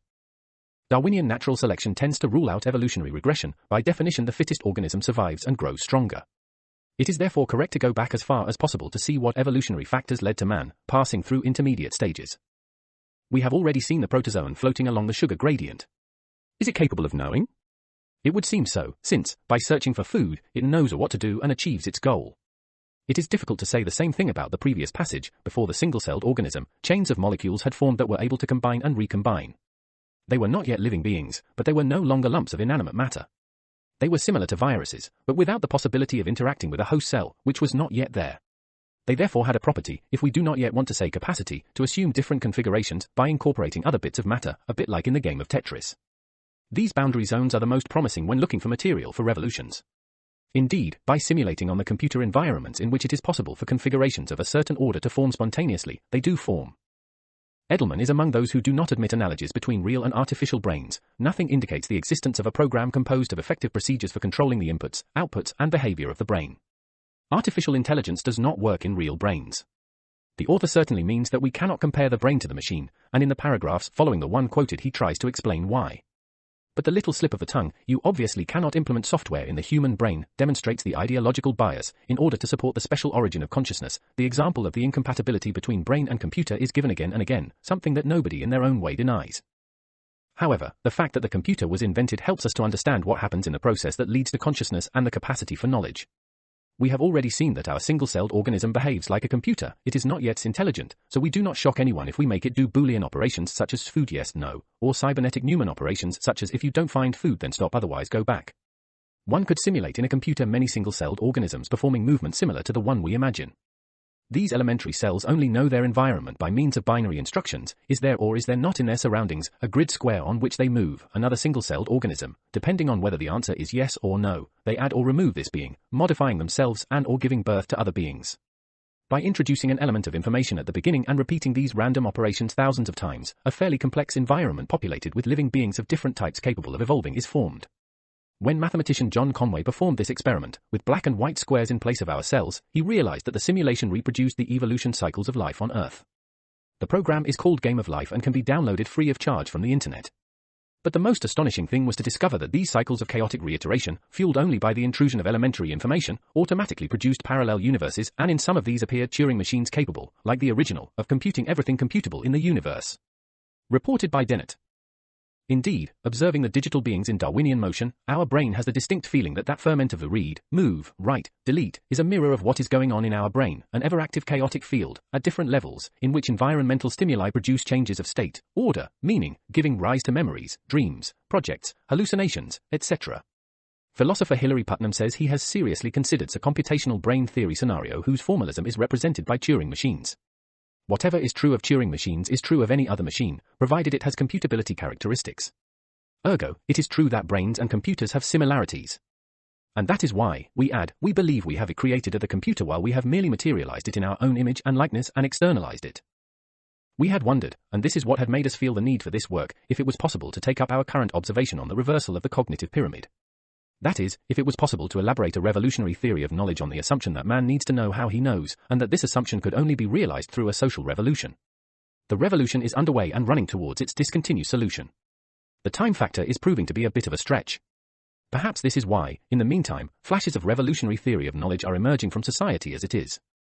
And they show us that the connections we have attempted in this work are plausible. Bool's algebra sees the light of day with a book whose title evokes a theory of knowledge based on an extreme reductionism reminiscent of the elementary drives of the original living beings. Relativistic and quantum physics repropose our cognitive structure grappling with the seemingly separate worlds of the continuous and the discrete, and in this they are the product of our social immaturity, information. Theories, universal processing machines, cybernetics become science because they reflect our way of being. The physical basis of consciousness and metaphysical development? Brain and fast processing machine are not the same thing, and the analogies stop where we have seen, but it is undeniable that artificial intelligence is our child and is an attempt to make the machine work the way we do. The silicon structure is not suitable, and on the other hand there is nothing else. Many hopes were pinned on the quantum computer, but it seems unfeasible at the moment. Any intervention to take the results of the calculation would clash with the principle that the observer is part of the observed and modifies it by trying to arrive at a measurement. We have seen that our brain is a system that stores configurations and keeps them active so that they are ready to confront new configurations introduced through the senses. This continuous comparison and recognition of configurations can be deduced both from experiments conducted on animals or volunteers and from studies conducted on traumatic episodes concerning specific areas of the brain. What we refer to as emotions, thus the qualitative sphere, can be traced back to the model described here. So non-materialists may rest assured, the qualitative configurations that would form the basis of emotions are not denied by the materialist model and can coexist with immeasurables and generalizable, hence objective, quantitative configurations. We place organized thought after language, doing, saying, thinking, knowing, whereas non-materialists place it before. Even Engels indulges in this primacy. His evolutionary model obviously contemplates work, its effect on the organism and its extension to the social level. But when he arrives at the critical passage he says, men in the making reached the point where they had something to say to each other. What was that something? Evidently information they had acquired before the development of articulate language directed at others. Information which, however, in the space of the above configurations, could only be language. Can we therefore imagine an internal language, pre-existing to that suitable for communication with others? Dennett seems inclined to believe so. There is no mistake in Engels, there is only an objective difficulty in communicating logical passages. If by thought we mean something extramaterial, something innate, it would evidently come first in time, but if we mean the system of configurations that remains switched on to recognize and process what comes from the environment, and from the whole draw indications for reversing praxis, then its appearance must be later. Configurations are a result of work and communication. From an evolutionary point of view, however, the argument makes little sense, since body, thought and language co-evolve. But the capacity to give rise to mental configurations whose ordering results in the project must be placed afterwards, because it is a social capacity. It does not matter if, still in our time, it has not fully evolved. Marx refers to it as moving from the realm of necessity to that of freedom, and awaits a revolutionary leap. Non-materialists treat this social capacity as a separate phenomenon that they generally called culture, as if it were a second nature of man. An exclusively reductionist scientific explanation of this second nature, its ethics and aesthetics, is neither desirable nor likely nor imminent. Cultural factors play a large part in determining beliefs, desires, and intentions. Edelman.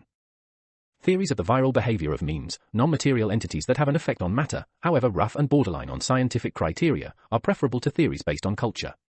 Indeed, as much as Edelman is opposed to any reductionist assumptions with respect to cultural facts, he recognizes that the history of evolution is now based more on the data of acquired knowledge and the social conditions in which it is used than on biological data.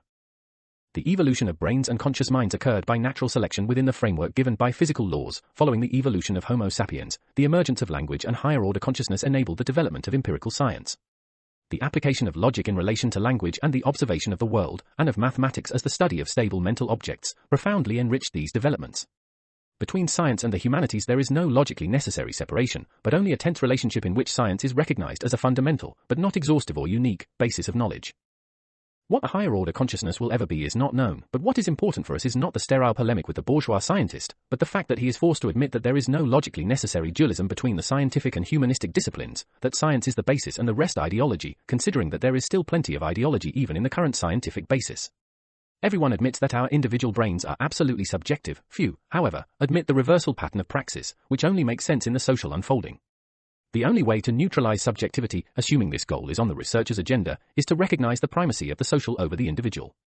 Of course, one cannot pretend that the individual does not exist, but research has already found the solution by sketching both an physics of history and an objective model for treating the individual as a social atom, Buchanan. If one accepts the fact that the brain is a processor of configurations, one must accept the fact that their recognition involves a comparison, some procedure to establish a quantity of information, even to possibly integrate the gaps. We are very close, if we accept this, to a brain that functions by comparing bits of information, exactly as Shannon's theory states. The conscious future of knowledge. Read through the filter of revolution, even the work of non-materialists in the field of neuroscience tends to enter the domain of the attractor that is the future theory of knowledge. In the end, they are forced to admit that yes, history is intrinsically different from physics, but, as Edelman writes, logic cannot be disregarded. And, as we have seen, the logic of the brain, externalized, is contained in that now well-defined strand ranging from the protozoan in its sugary solution to supercomputers, via Boole and his amazingly titled work that we could have written. We need to ask ourselves what future research around a naturalistic theory of knowledge might have, starting with the anticipations that can be found today. The soul-body dualism, man and nature, etc., is tenacious, but is succumbing under the blows of discoveries around the structure of the brain. Little is yet known, but the effects of these discoveries are certainly visible. Some dualists have moved closer to materialism and vice versa, so the followers of the two isms have given birth to a third, emergentism. The trouble is that it is not a new and higher level of knowledge that has emerged, but a compromise. The materialists repudiate the extreme reductionism that does not take into account the non-linear dynamics inherent in living things. The dualists repudiate the decidedly mystical and anti-scientific conceptions. The result is a muddle that by no means allows the ancient rocks to be overcome and underneath reveals itself to be a language-based gimmick. If one considers that there are at least as many hierarchical levels between nerve fibers and the mind as there are between atomic physics and nerve fibers, it should come as no surprise that the matter of the brain, and thus that of the mind, is different from nerve matter. If to recognize this fact is to be a dualist, then I too am a dualist. Even if prudent, this process towards knowledge ignores confrontation with facts, one of the pillars of the scientific tradition. I therefore assume that consciousness arises from physical systems, but in non-reductionist terms, it is therefore not necessary to provide a purely physical explanation of how conscious experience enters into representation. It is this non-reductionism that is the extra ingredient that I consider indispensable in order to escape mechanistic theories that pretend to be able to explain consciousness. Being a natural scientist, I too believe that everything is made of the particles and fields of physics, and of something that, probably, we have yet to discover. But this is only the prologue to the story we wish we could tell. This is materialism. The problems arise, in my view, with reductionist materialism, according to which the movements of atoms would be enough to tell the whole story. Alwyn Scott. A truly significant passage. This author declares himself an emergentist, but it is clear that he does not merely sympathize with dualism while accepting the physical basis of materialism. He is profoundly dualist even as he denies himself. All the more so because he takes it out on the functionalists, a current of materialists. They say, it doesn't matter if we don't know where consciousness resides, what matter it is made of, the essential thing is that we can verify the fact that two dynamic systems are compatible when they have identical inputs and outputs, even if we don't know what they are made of inside. In short, a black box theory, we deduce the characteristics of an unknown process from the characteristics of the inputs and outputs. Functionalism has a stronger variant. Our body is made up of cells whose behavior is simple enough to be easily reproduced with a computer. A machine so powerful and complex as to reproduce our body, cell by cell, including the brain, would be able to think, to have consciousness. Of course, this kind of reductionism sends dualists into a rage. To say that it is possible to explain all human affairs in strictly physical terms is pure nonsense. Equally nonsensical is to claim that referring to political philosophy, legislation or the ideological climate is tantamount to relying on some kind of mysticism, an unscientific cabal. We cannot eliminate these concepts from a discussion of social dynamics unless we limit ourselves to describing the flow of people in the underground during rush hour. To construct a purely physical theory of society would be a fool's errand, except for the most obtuse of reductionists, Eric Harth. This gentleman is right, as was that critic of Darwin who observed, his world is the result of chaos, it lacks any element of divine order. Boorish reductionism is the brother of ancient dualism. But damn it, the mechanistic reductionism of the great revolutionary bourgeois scientists changed the world. The computing machine we are dealing with reminds us of Laplace's assumption. If an infinite intelligence analyzed the world at time t, it would know in advance what the world would be like at time t1. Laplace did not know quantum mechanics with its, perhaps, ontological indeterminism, but from the Newtonian point of view he was right. An infinite intelligence solves everything, makes the proposition self-coherent. Strong functionalism is more self-coherent still. If we were able to reproduce ourselves in a computer, we would be other selves. We just don't know how to do it. What we can do is make a model, physical or mental, and from there develop theories or projects using the big machine. The single-celled organism we talked about is an elementary computer. Its living functions we can reproduce with a non-living machine. We gave the example of the automatic Hoover, one of the simplest degrees of automation. We have also mentioned the lawnmower, which is a little more complicated. It leaves its parking space when it senses tall grass and goes to mow it, avoiding the parts of the lawn already mowed. When it is finished, it returns to the parking space and recharges its batteries while waiting for the grass to grow again. Scaling the levels of simulation of living matter up towards that of consciousness, we have the industrial robot, the drone, the flight simulator, the weather simulator, and the consciousness simulator in artificial intelligence experiments. The use of computers and their history have already helped us to expand our knowledge. Today, however, on the one hand, we use powerful machines like computers in a very stupid way, and on the other hand, we think they are capable of reproducing the mind. Even dualists, after all, desperately argue for the unattainable primacy of the ineffable consciousness precisely because the siege of primacy itself has begun. In this society, the trouble for all those who work on the problem of consciousness mind is that it is still too akin to the topics favored by philosophy, so everyone becomes a bit of a philosopher and philosophers wallow in their congenial brew. Thus the true function of the machine is lost sight of, which is not to think, but to help one think. With its Manichaean soul of ones and zeros, it reminds us that we have been responding to the binary code for 3 billion years, that we are made up of the same cells as those wandering in the oceans back then, that this is probably why we have devised all the necessary formalisms, including multimillennial dualism, Boolean algebra, quantum mechanics, so that nature would be allowed to make the leap into another of its fundamental phases. Our current stated that mathematical abstractions, formalizations, models, schemes, measurements, are all machines for knowing. Now there is a machine for knowing that encompasses and summarizes everything that preceded it. In terms of intelligence, it is nothing special, but with its Boolean bits, it allows us to raise our own, biological, intelligence to the highest power. Digital and analog, machine and man, come together in a hitherto unknown whole. If the machine, in principle, solves any computable problem, what is difficult is not to answer, but to formulate the question.